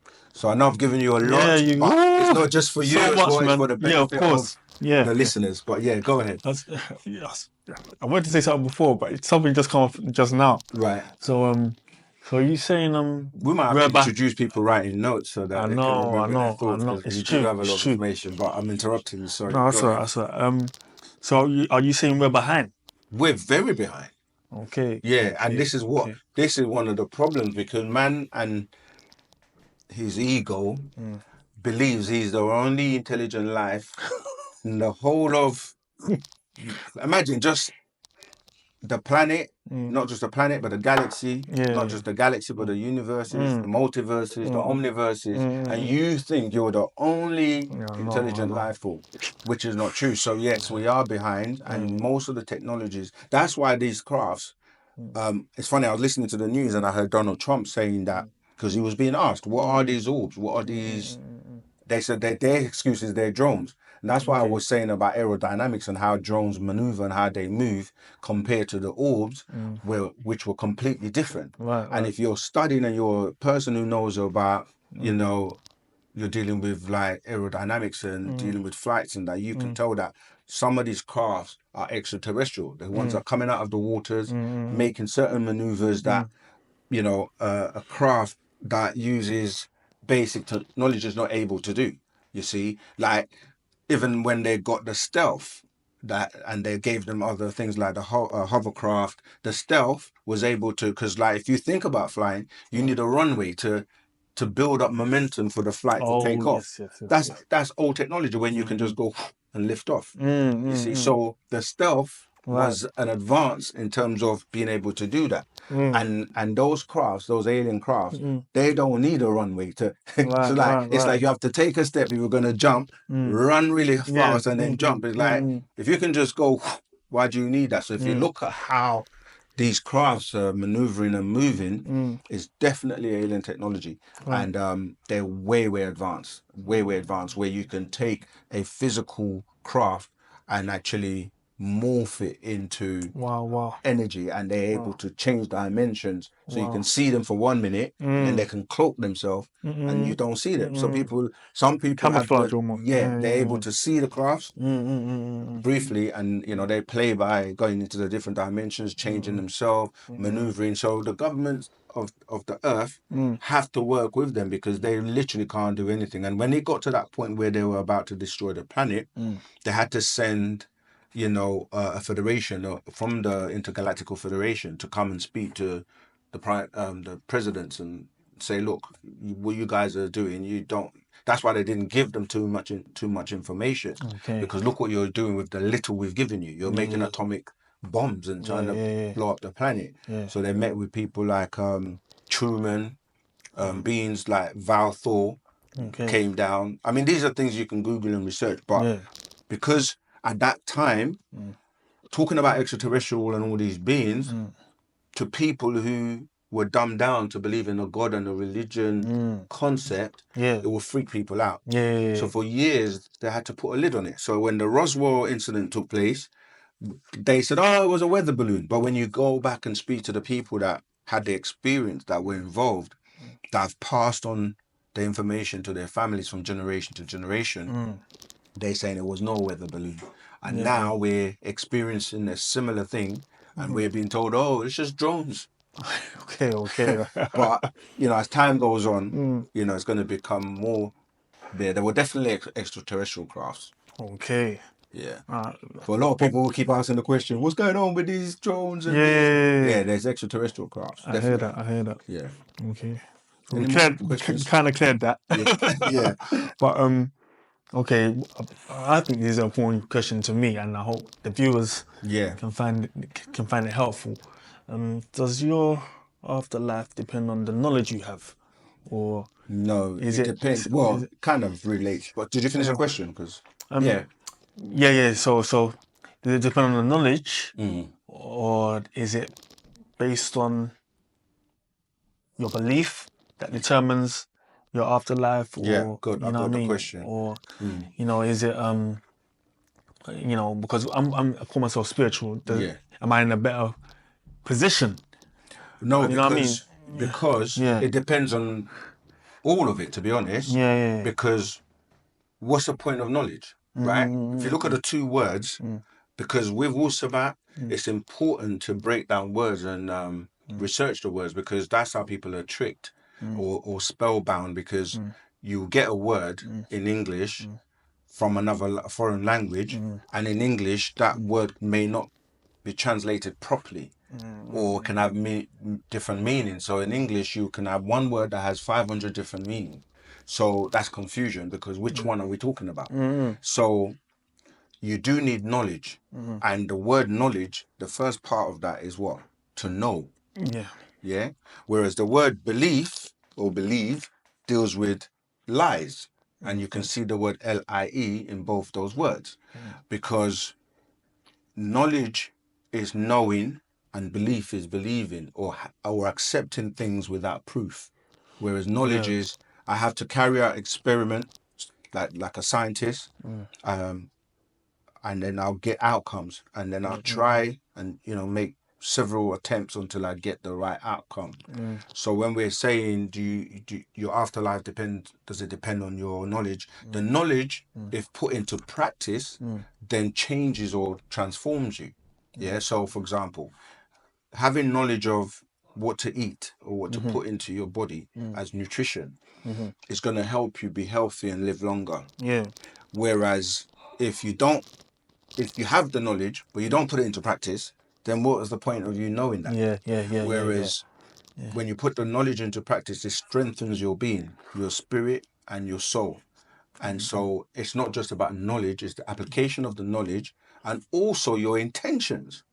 Because people can have knowledge and use it in a bad way, even though they know. So what I'm saying is, I'm saying knowledge is good, but the application of knowledge is better. Yeah. But the application of the knowledge in the wrong way is still not good, because if your intentions is to use the knowledge in a disagreeable way, then that's still not good. So your intentions also come into it. So you can intend to help people, be of service to humanity, and you may not have the resources to, but your intentions still count. Yeah. So you might want to help somebody, but you can't. Yeah. But your intention is still going for you. So sometimes people think that I can't do anything, but you can. Your energy, your intentions, your thoughts, that helps as well. Because even what you're saying there, I mean, that's pertaining to the present life we're in. Yes. You know what I'm saying? So it's like, for example, us sitting here now, I have knowledge. Yes. But I feel as though you have more than me in terms of what you've discovered or what you've studied. You know what I mean? You know certain languages, you know what I'm saying? I don't have that. You know what I mean? So does that make you at the advantage for the afterlife? It only makes me, like I said, it only makes me, if you want to use the word advantage, if I'm practicing it, if I'm putting it to use, if my intentions are correct. You see what I mean? Because many people can appear or come across as if they've got so much knowledge, and then let's say you've got so much knowledge, but then you're not humble, and you look down on people, or you think you're better than people because you've got more knowledge, or you hide it from people instead of sharing, because you want to be, like you say, looking like you're better than the next person. So this is where the church and all these like imams and rabbis and pastors, they stand up at the front and they act like, not everyone, of course, I'm generalizing at the moment to a certain degree, but they act like they're a representation for God. because you got to come through them because they're supposed to be the knowledgeable one. And then a lot of the times, if they're not putting it into practice and are not dealing with truth and their intentions are not right, and they're just there to maybe fool the congregation to get money to, because they will say, we need to build a new church, a massive, bigger church for God. And then you see them driving around with, Cadillacs and, basically they're taking the money from the congregation and they say that because they're a holy man, they need to be representing God, and then they take money from the poor and so on and so forth. Yes. And that's not a good thing, because just because you're up front, even as an imam, doesn't mean that your intentions are right or you're doing the right thing. So when that moment comes, because your records are kept, you can't lie to yourself. And with Wu-Sabat, we teach by way of Partner Babyanun, the master teacher, that you have a matrix, an energy field, right? Some people can refer to like the aura, Right. that you exude when you're doing things or talking or whatever. You might not know it, but people see your energy and feel your energy, and some can see your aura and stuff like that. So it's got to be sincere, it's got to be true, it's got to be real. And this is what people feel when they connect with you, because it doesn't matter who you are, as long as you're vibrating on that frequency, you would resonate with others. See, so truth is something that's a frequency, and when it hits you, you can't deny it. And people get that energy, and they then told that it's the Holy Spirit. And then because if they come from a religious background, they can only relate it to, like you were doing, where's this voice coming from? It must be God, or it's a Holy Spirit. And then you have also an unholy spirit, because in the Bible both of them are mentioned. You have the devil, you have God. The devil's got children, he's got legions, he's got beings that work for him and do things in his favor. And then you got God, who's got his angels, and they work in his favor and do things for his favor. So there's this conflict going on, and you're kind of like, you're both of them in one. You have both natures, and you can be pulled in different directions. It's like a tug of war. The devil and his angels are pulling you in this direction, giving you bad foods, everything to bring your vibration down, and your thinking, so you can behave in a certain way, and create chaos, and because that energy is what he needs. Then let me just finish. And then you have the devil on the other side trying to pull you up into higher vibrations, higher thinking, mind, nine ether, caring, loving, trying to do the right things for humanity. And so you now have to decide, being in the middle, which direction do I get pulled to? And that's what this is all about. It's about teaching, helping people, breaking the misinformation that is taking them down the wrong path, and bringing them into Wu-Sabat that will help them elevate and become a supreme being. Yeah.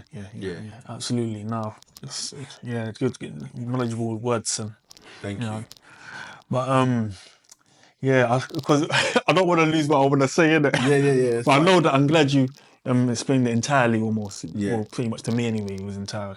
You know what I'm saying? But in regards to freedom of who you want to be, I mean, if you're at the best version of yourself, would you say that would be the if you like that would be the let me see, the greatest reward? Well, the thing with that is, the word you need to add to that statement would be, you're at the greatest version of yourself for that moment or now. Because you're continuously growing. It says that seek knowledge from cradle to grave. This is why nobody knows everything. So we're all work in progress. We're always learning. And you learn from those who have higher knowledge and are using it in the right way with the right intentions.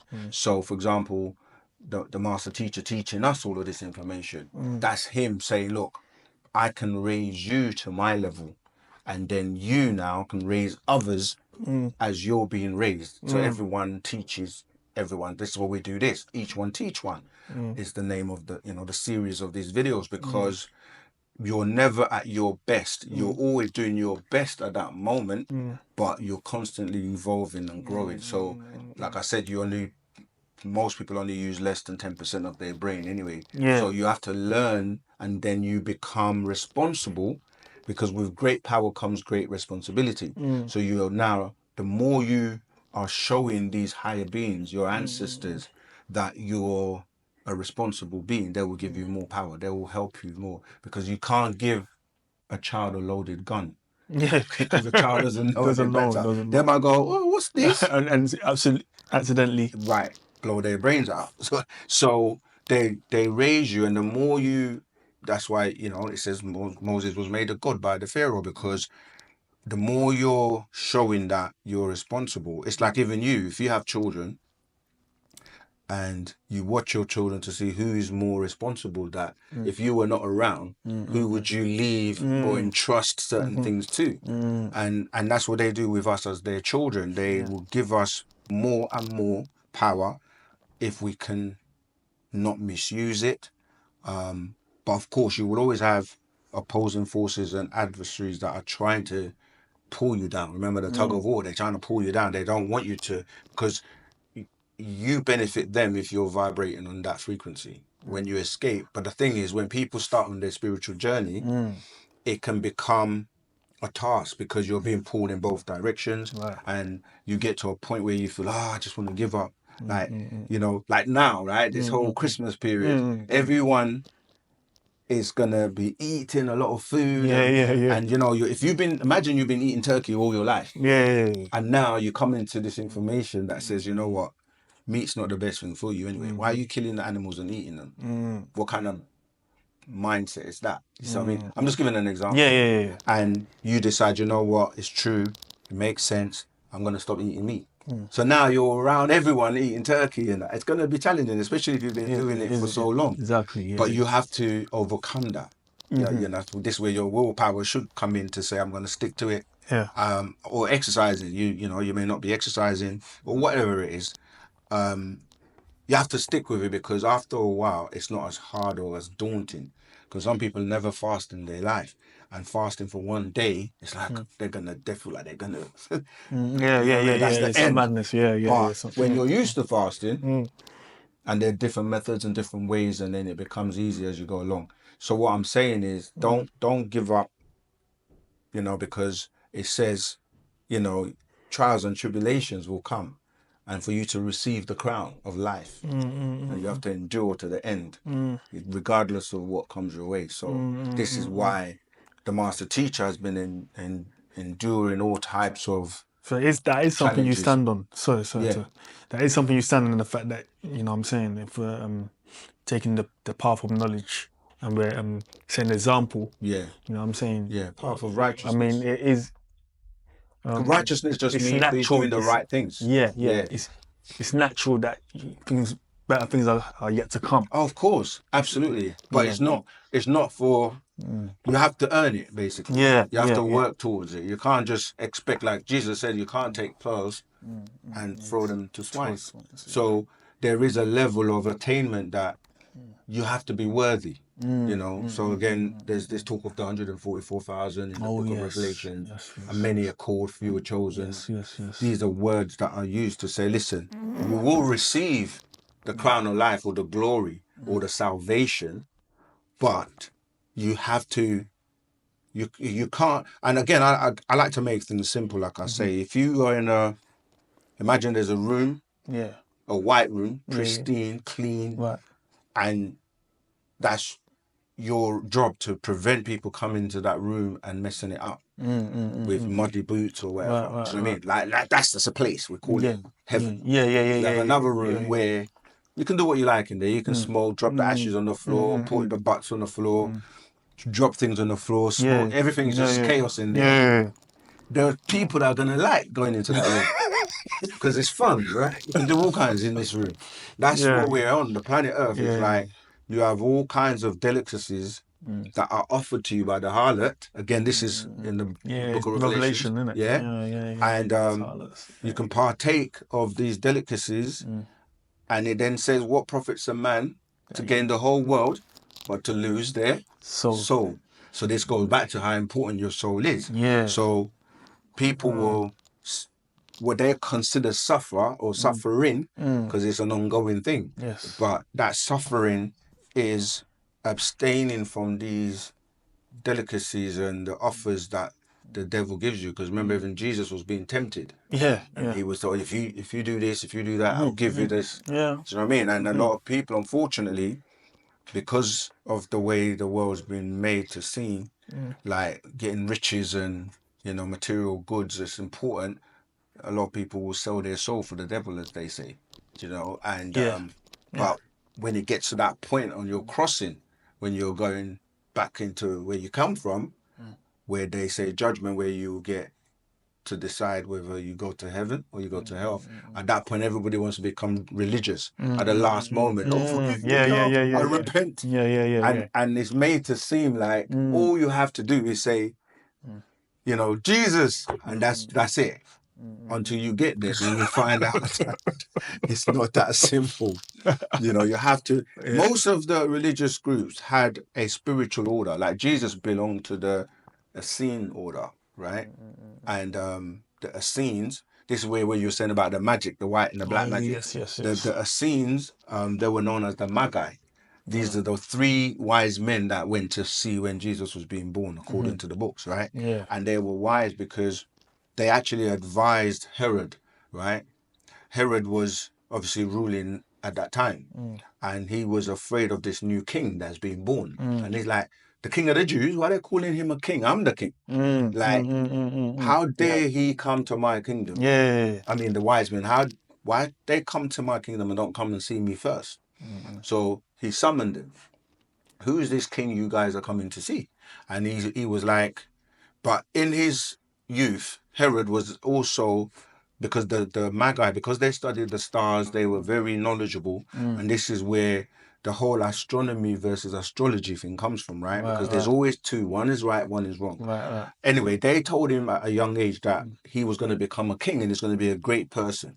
So when it happened, he gave respect to these Magi's, where the word magic comes from, right? And so they came, and because they had certain privileges because of what had happened in his youth when they foretold of him being a great person. So he kind of respected them. Right. So they came. This was Jasper, Malcoy, and who's the other one? I can't remember. But anyway, they came with gifts. Frankincense, and I think gold. Yeah, gold, frankincense, money. Right. Exactly. So, so they came to see this king, and then he was afraid, and he tricked them to say, "Oh, when you find him, let me know so that I can also come and give homage." Right. Yeah. But then they knew and they were wiser. So and they also, the point I'm really making is they also belong to that order of a scene. Right. John the Baptist was one of them as well. So they lived a very strict life. They say that John the Baptist was in the wilderness and he ate locusts and honey, but not locusts as in. So a scene is a type of Jew you're referring. Well, they're the real kind of like in Islam you have what it's known as the Sufi order.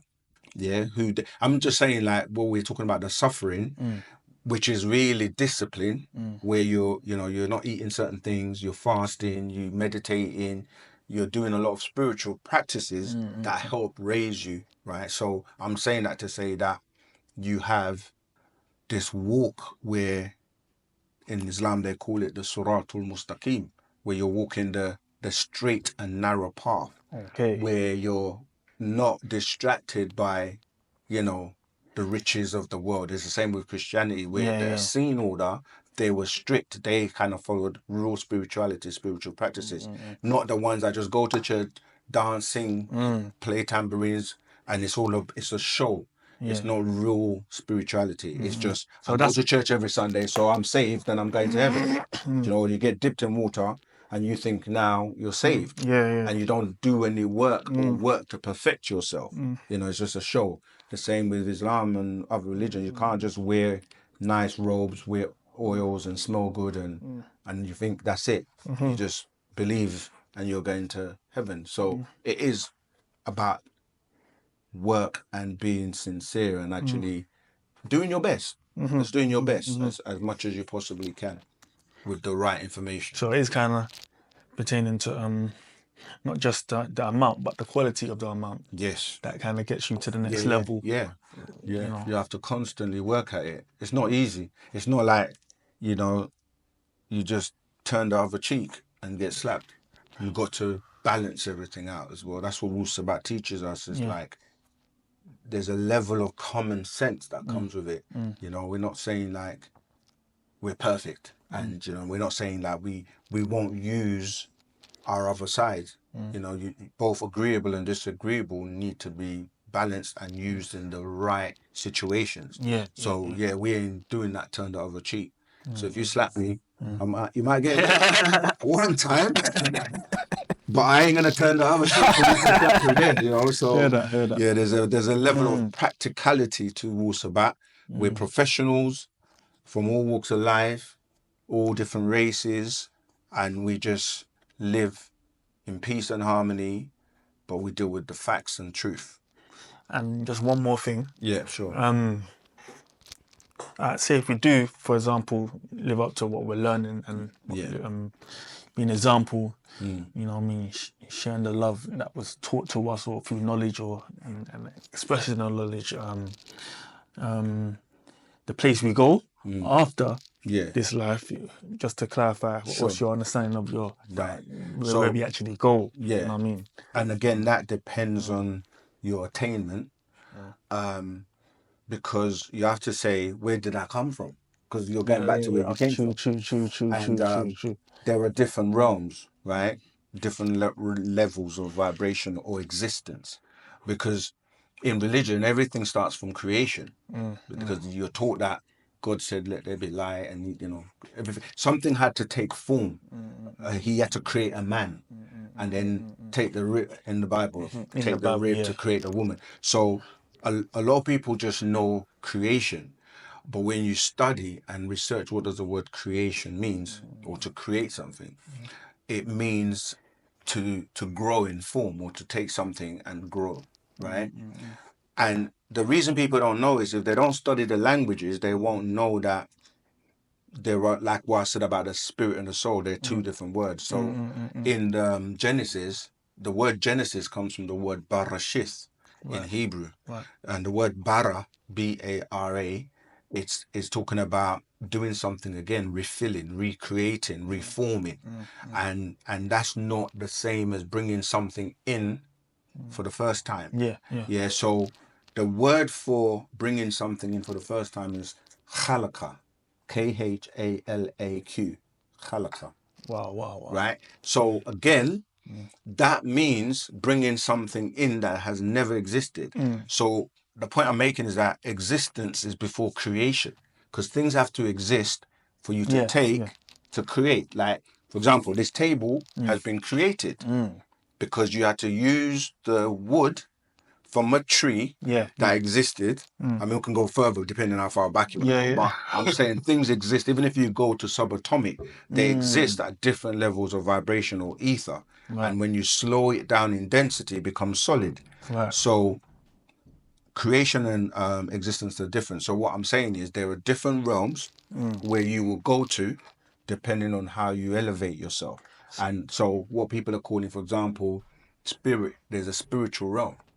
There's a, like, we're in the physical realm. There's a realm that you would call the plane of. So you've got realms and you've got planes, and the reason is because you can relate to this. So like in music, or if you look in the colors, right, you will have like red, blue, green. Now when I say that, you kind of recognize what I'm talking about. Like a blue is a blue.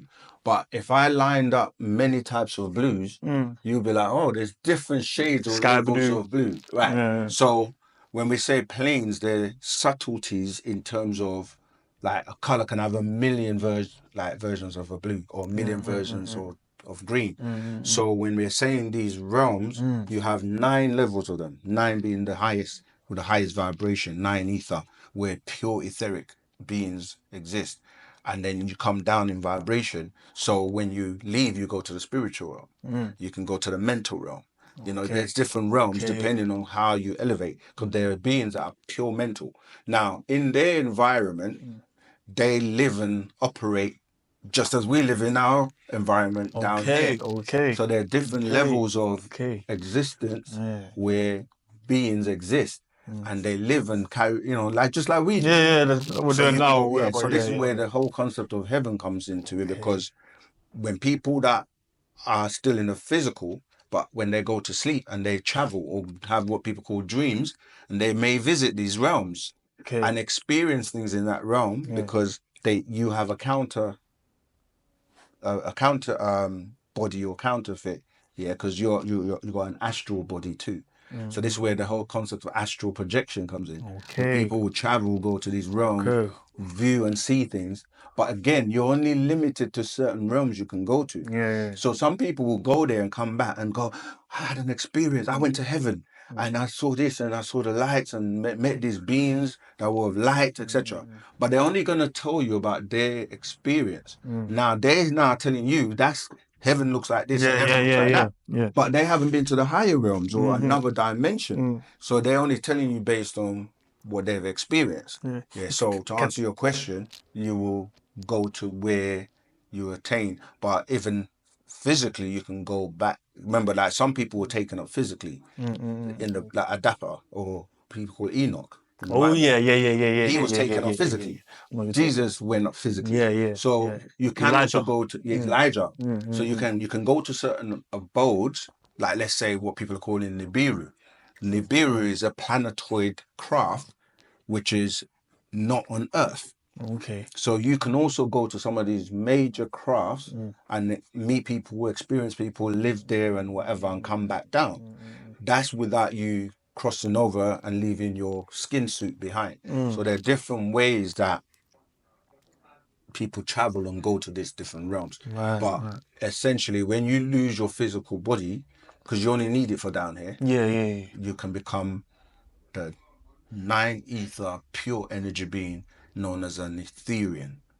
And with that, you can come down at will. Some of them, not everyone. Some beings given the leave to be able to lower their density or vibration and come down here. Just like when the angel Gabriel appeared to Mary, it tells you he appeared as a man, and he also appeared to other people, to Elizabeth, right? And he's able to lower or take on the bashra, as they say in Arabic, the physical body, and become a man. And then he went in onto her when you read the Bible, and that's where this whole like, oh, she was a Virgin Mary, but she had a child with a Y chromosome, which comes from a man. And when you read the story, it tells you. And anytime you read in the Bible where it says he went in onto her, it's talking about intercourse. So we can demystify these things in the Bible that get passed down as Chinese whispers, and you know, you end up with a situation where you're telling someone that a woman had a child but without a man, and if it's not IVF, then how did that happen? How did the Y chromosome get into producing a male child? I hope that helped. No, proper. What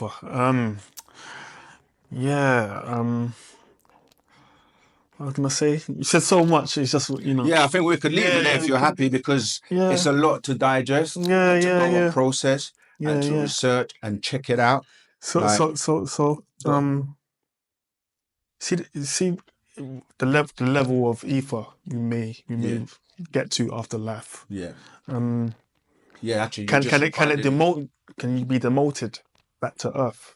Well, you're connected to it now, right? You're always connected to ether, because everything is kind of like embodied in ether, but it's just that there are different levels of it, right? And just like when you came here, you were connected to your mother's umbilical cord, because that's your mother that feeds you. We are still connected with our etheric parents, with our etheric cord. This is how we can receive information. But that etheric cord, if you can imagine it, to make it simple, it's like, imagine an elastic band that can stretch anywhere you go, but it's energy, and you can basically be fed through that as well.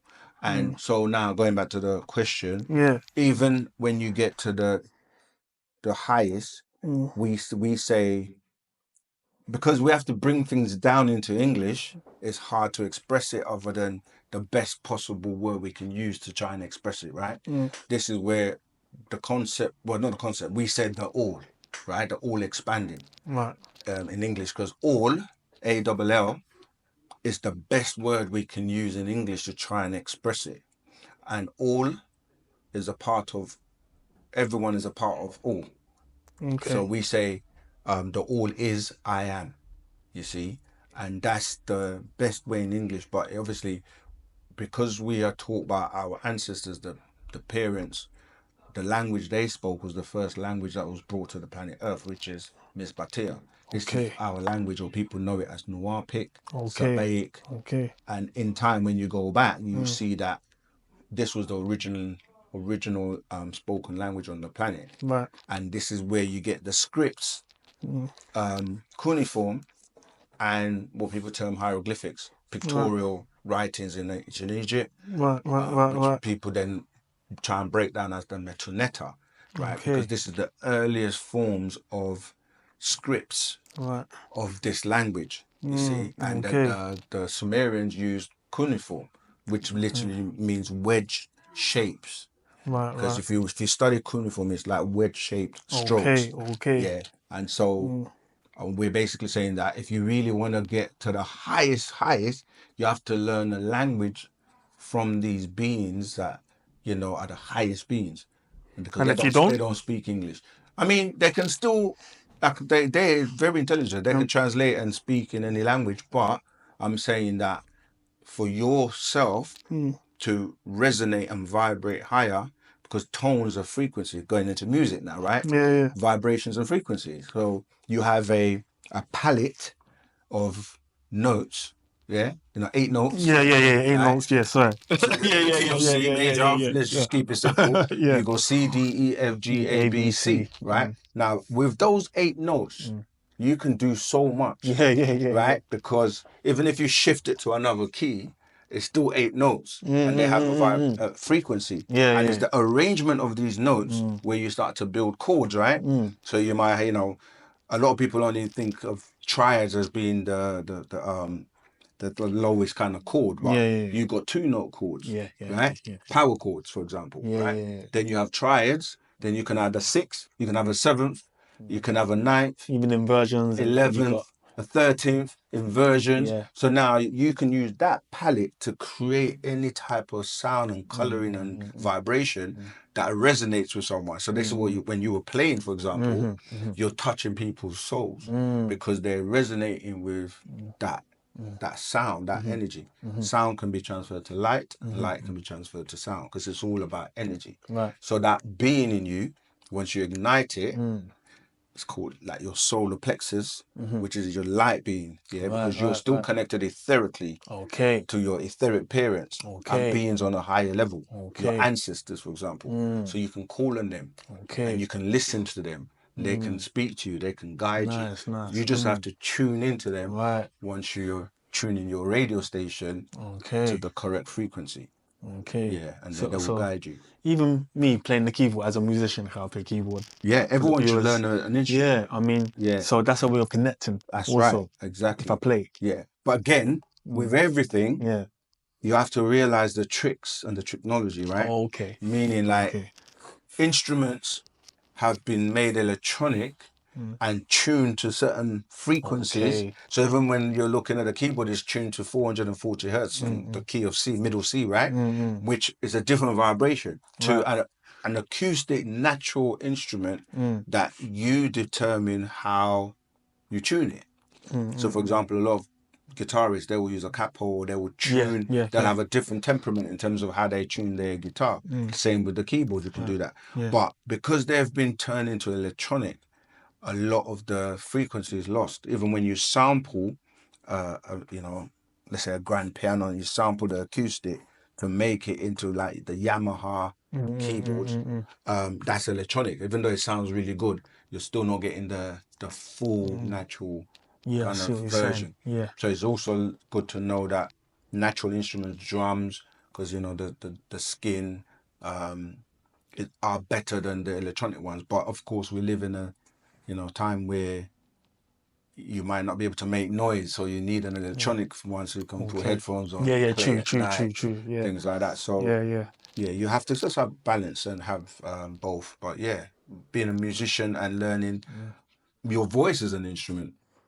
Okay. Everything Yeah. is True. Yeah, boy, singing and yeah. yeah. So I you hear can that. I hear have that. all Yeah. types of instruments. Yeah. The birds are making music. It's Yeah. like Yeah. nature's music, and our language is music. That's why learning the language is so important, because it keeps you in tune with the higher vibrations and higher forces. Hear that. Yeah. Yeah. We can Well, leave it there for now. yeah, but been a Hey, pleasure trust me. speaking to you. Definitely, man. Each one Definitely. teach one, and Yeah. we always invite anyone who would like to come down and have a one-to-one with me. Feel free. You can even record yourself asking us 3 questions, and you can upload your video to osenvision.wetransfer.com, or come in physically and meet and speak with us, because we like to interact and collaborate with, exchange of energy in the physical. But yeah, we want to thank you for tuning in. Remember to subscribe, hit the notification bell, and share our videos, because AI uses algorithms to rate the videos and to help us spread this wonderful message of Wu-Sabat to the world. So you can help us by just liking, subscribing, and sharing. All right, until next time, Tawukum. Wadu.